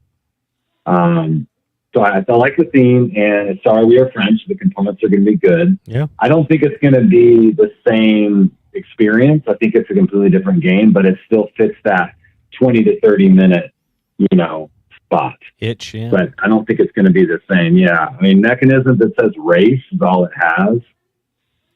There's definitely not a race in the other game. So I don't know. I'm interested. I'm not sold on it, but Yeah, we'll keep an eye on it for sure. One other that jumped in my head just before let me throw it on the table. So the Garphill stuff. I think Scholars is one that's coming out. This was Scholars of the. I want to say West Kingdom. It's not West Kingdom. They're done with the West Kingdom. South Tigris. South Tigris. Tigris. All right. So that's one they're touting that as a one of the more complex ones in their line, and I've played probably a little more than half of the games in that Garphill series, and I'm liked every one of them. But the more complicated ones, the more complex ones, I find I'm liking more. So Scholars has got my attention. So that's one that jumped into my head there. Yeah, and they have another one that's supposed to be good. That's its own standalone game that's Bible themed from the Old Testament. Rebuilding the wall. Nehemiah and Ezra, I think it is. Yeah, where you're working to rebuild the temple. You would like that one. Oh, I'm that all seems yes. interesting by the theme. Yeah, you're right. 2024 has some games that I'm thinking of. Okay, yeah, It's hard to think about this moment. Yeah. Still overwhelmed with 2022 and 2023, but yeah. Like if you ask me what's the game that I'm excited to get played from 2023, and for me right now, it's really some freelancers. I really want to dig into freelancers by Plaid Hat Games. Yeah. The Crossroads system. Yeah. That's what's got me excited about 2020 recent titles in 2023 for 2024. And I want to play the Ticket to Ride Legacies, the other one that jumps to mind for me from 2023. I'm gonna pick that up soon, hopefully, and get that played. So, I think now, Chris, you put up here Stone Spine Architects. Oh yeah, I've seen this one. Mike, have you been watching for this one? This is a role player game. I know you've been into the role player stuff. Yeah, I know of it, but I really don't know anything about it in detail. It looks good though. It's supposed to be really good. Sam Healy is raving about it. I think it made his top 20 of all time. And he just played it obviously this year. It's not out, but he got a Pre-production demo copy or yeah. pre-production, and he loves it. And when I saw the gameplay, I was like, this is right up my alley. It's 45 to 60 minutes. I love that time frame, and it's got some really interesting decisions where you're doing some kind of route building through your dungeon. And then you're trying to line things up a certain way with different icons. And it has a cool theme. You're building a dungeon. And I already like the series. I mean, I like Locked Up, a Role Player Tale already. Obviously, Role Player, that one's a good. Yeah, isn't it? And so, I don't know. And then obviously, the original is a Role Player. Role Player. Role Player, yep. They started. And then I like the mechanisms. It's got a closed drafting, which is cool. So you're drafting these tiles. You have contracts, hand management, pattern building, and then simultaneous action selection, which I mentioned previously on the show. It's always good. Is one of the it's always good. It speeds up the gameplay. So yep. Yeah, I am a backer of this game. So obviously I'm hoping it's good because I backed it, but at the same time I believe it really will be from what I've seen. I've seen a lot of gameplay footage on it. Cool. Yeah, I've seen this. They touched on this on Dice Tower. I can't remember if it was in their crowdfunding segment or one of the segments. They brought it up and we're talking about it. And it definitely looks interesting. And then finally, the last one you posted up, Chris, is Rats of Wistar. Oh, yeah, Rats of Wistar. That's everybody's Intelligent talking about. rats explore their new house and expand their lair. That's a popular one right now, yeah. Mm-hmm. Now, I grew up reading Rats of Nim. Like Secret Nim? Oh, yeah. Oh yeah, you'll love the theme, man. They're like right off the bat, the theme is giving me Redwall. That was another book I used to love reading. What do we know about this one? Well, this one, I love worker placement. I love the designers. Okay. This is the same ones that design like Coimbra. Let's see, Coimbra is one of the ones I like the most. Lorenzo Magnifico. Oh yeah. Simone Luciani. He's just a great designer. I've liked most of the games he's come out with. Either I've loved them or I've liked them. So I like the pedigree. Yep. I like the theme, obviously. I like the components are really nice. I like the artwork. The art looks nice. It's like a colorful Euro. So it's kind of nice. Yeah. Little meeple, rat meeples. Little moving rondelle thing from what I did see them touch on this one also on the Dice Tower with this. This little rondelle that moves around and gives you different abilities at different times or whatever. Yeah, it looks cool. Exactly. And also the card has a deck where, huge, massive deck like Wyrmspan does, but it's a Euro game. And so you're going to see different cards, different games. You're not going to see all the cards every game. And I like that. So that's good replayability when you don't always see the same things every game. Nice. There's also these rooms that you explore. You don't know what's going to come out. There's an exploration aspect too, which is really neat for a Euro where you're exploring. And so, I'm really liking the art on these cards. Carlos has got a picture here. This art's pretty distinctive. It's pretty cool. Mm-hmm. Yeah, very, very Mouse Guard. Yeah. Mm-hmm. I think Burning Wheel did that Mouse Guard role-playing game. They had the comics. I'm into the whole, Mouse Society, small critter against the world style of game. I like this one. This is a good call out. Well, and you're also building your own little personal home. Yeah. Okay. And that's a good feeling, win or lose. Being able to say like, this is what I built. Mm-hmm. Yeah, did something. That's a good feeling. Cool. Yeah. Those are my 2024 favorite anticipated games. So Chester Wilson says, actually this was a pre-order too. Chester Wilson says Ezra and Nehemiah does look cool. I agree. Yep. Which that one's another one I didn't. That's Shem Phillips, and you put us on Shem Phillips for Shelfie Stacker. We've now had a few plays of it. Mm-hmm. I think the opinion, because you're seeking our opinion. The opinion is, I don't know if I can use it for introductory gaming. I think it really hit only with other gamers. Yeah, it's at least a gateway. You need people that are already playing a little bit of games. They don't have to be playing the complex games. Then you'd be at least into games a little bit. Yep. Kind of first step, second step kind of game, yeah. Like I'm struggling to find a place of where to put it. Like between Sagrada and Azul, and then getting into 45-minute games and higher, right? So we're struggling to find a place to put it. Rob and I put it to the table again, and it's still out. It's still going to make the table again. Yeah. But it didn't quite hit off like In the Footsteps. I liked it, but yeah, it wasn't. Like I think I'd rather play In the Footsteps, and I think it's about the same time period. Probably, yeah. Right? Same playtime? Yeah, playtime.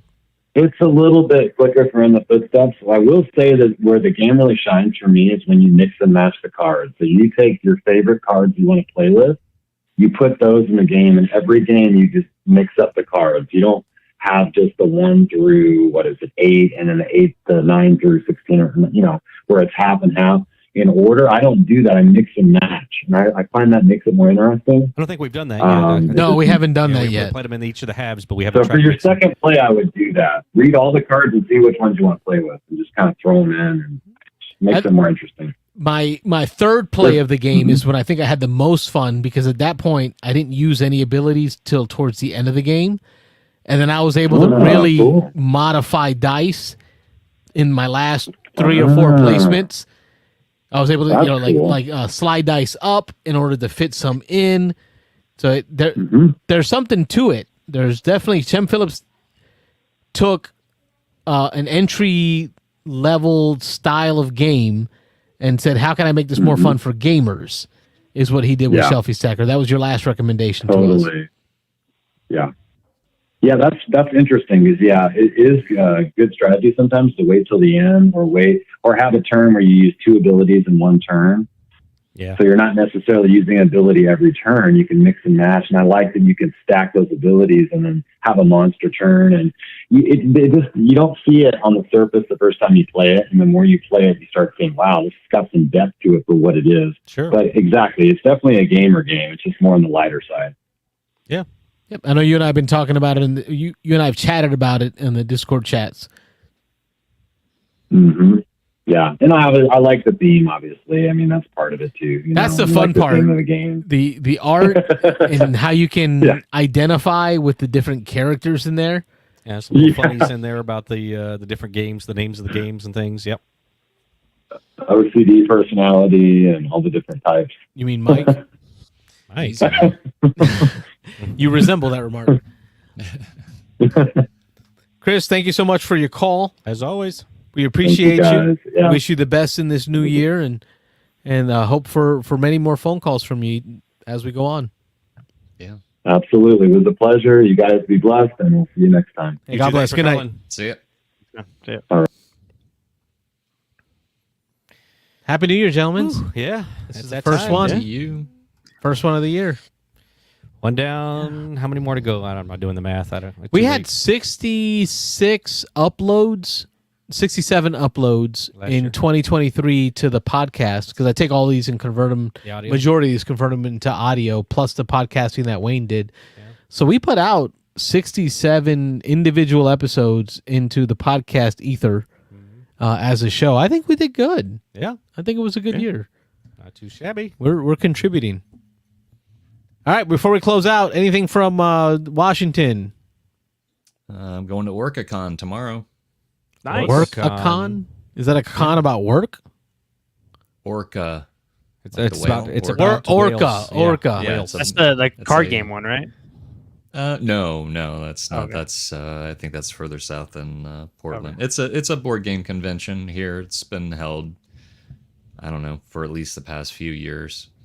But yeah, I plan on going tomorrow for the entire weekend. And our family plays games is going to show up there. Oh, sweet! And cool. my friend Starla and Mick.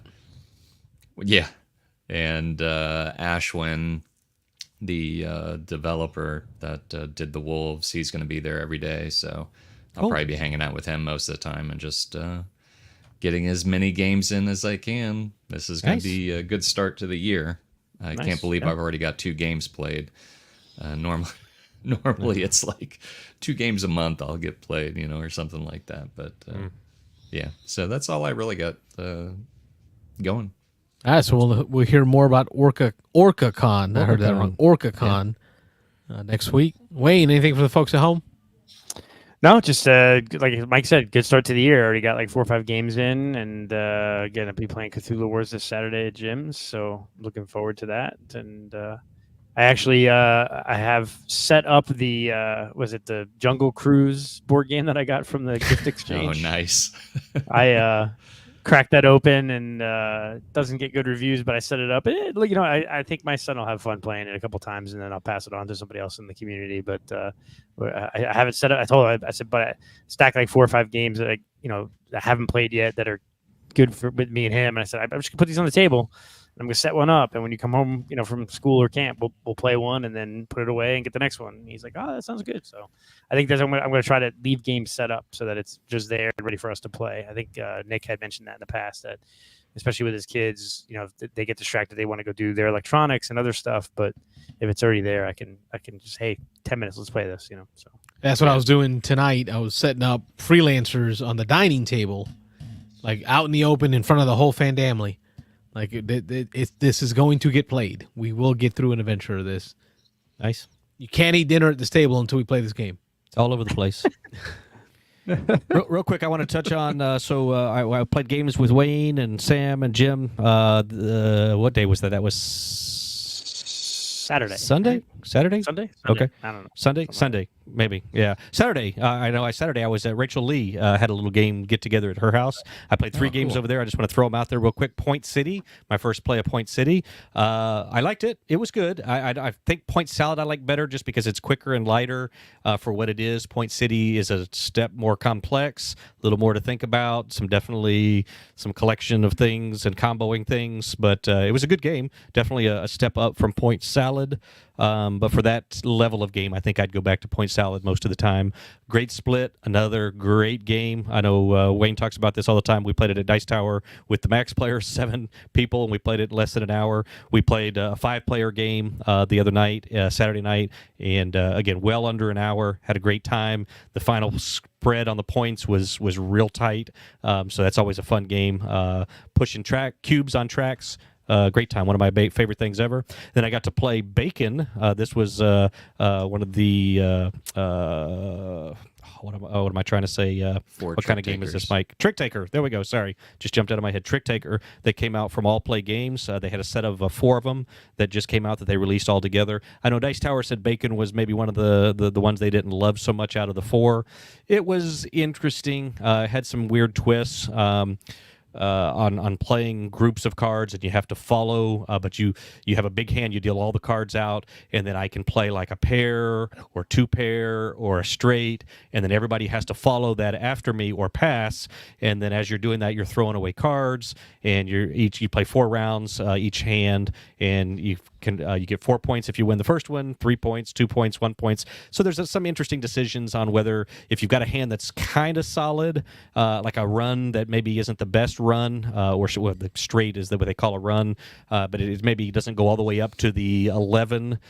You may kind of throw off in the first round and give somebody the 4 points for winning that first hand, but then knowing that if you can get to the second or third round, it's going to be really strong at that point after people have discarded some cards and thrown some stuff away. So some interesting decisions there, but it's definitely a pretty big twist on trick taking. I don't know that any of us loved it, but we all enjoyed it. It was interesting. So, but I got those 3 played, and so I just wanted to throw that out there and let Rachel know I appreciated her inviting us over and having a game day. Wayne also, gracious host. I would really appreciate you having us over. Had some snacks and some drinks for us there when we played. So good times. I've got 8 games in between those 2 game days. So I'm off to 2024 with a bang. I'm looking forward to keeping it rolling. And now you have an app to keep it all in. Hey, BG Stats. There we go. Yep.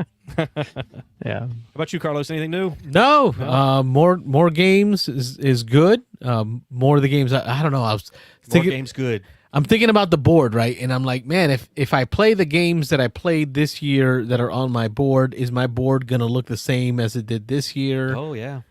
I guess I got to rank the 8 I'm really games. thinking about all this meta behind I got to it. rank the 8 games that I played because we're wiping clean, and I played 8 games, so I guess I got to put them all on there, right? Yeah, because I was listening to the. You wait till like February until we all have like 20 games. Yeah, played, maybe I'll do right? that. Maybe get some games in. Yeah. Wayne's got a couple of friends that he's brought into the show. Tim and is the board game rundown.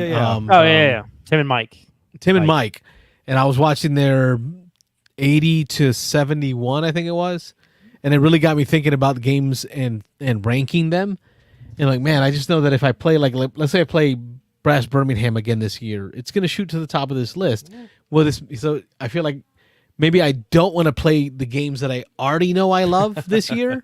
Play the games, Carlos. Just play the games. Just play the games. Don't Okay, overthink don't it. Just play overthink the it. games. Play, Just play the Who games. cares? But All right, I did appreciate their list. They had a lot, like Tim had a lot of like lighter games and party games on their list in top 100 because and they brought up the point of like it's if gamers making lists, your heavier games tend to move to the top. And he's like, well, but like just one or Green Team Wins, like I have just as much fun playing Green Team Wins as I do playing Brass. So why wouldn't Green Team Wins be as high on my list as Brass, right? And I've got lighter games higher up on my list. So I think I definitely need to, when I'm making my list this year, I'm going to focus more on not necessarily the complexity of the game, but how much enjoyment over time there is and experience. And that's why I think maybe I'll get some lighter games on my list. And I don't want to use my past bias on where I put the game. Like I know, like if I play Memoir, I feel like, okay, it's got to be top 5 because I've always loved this game.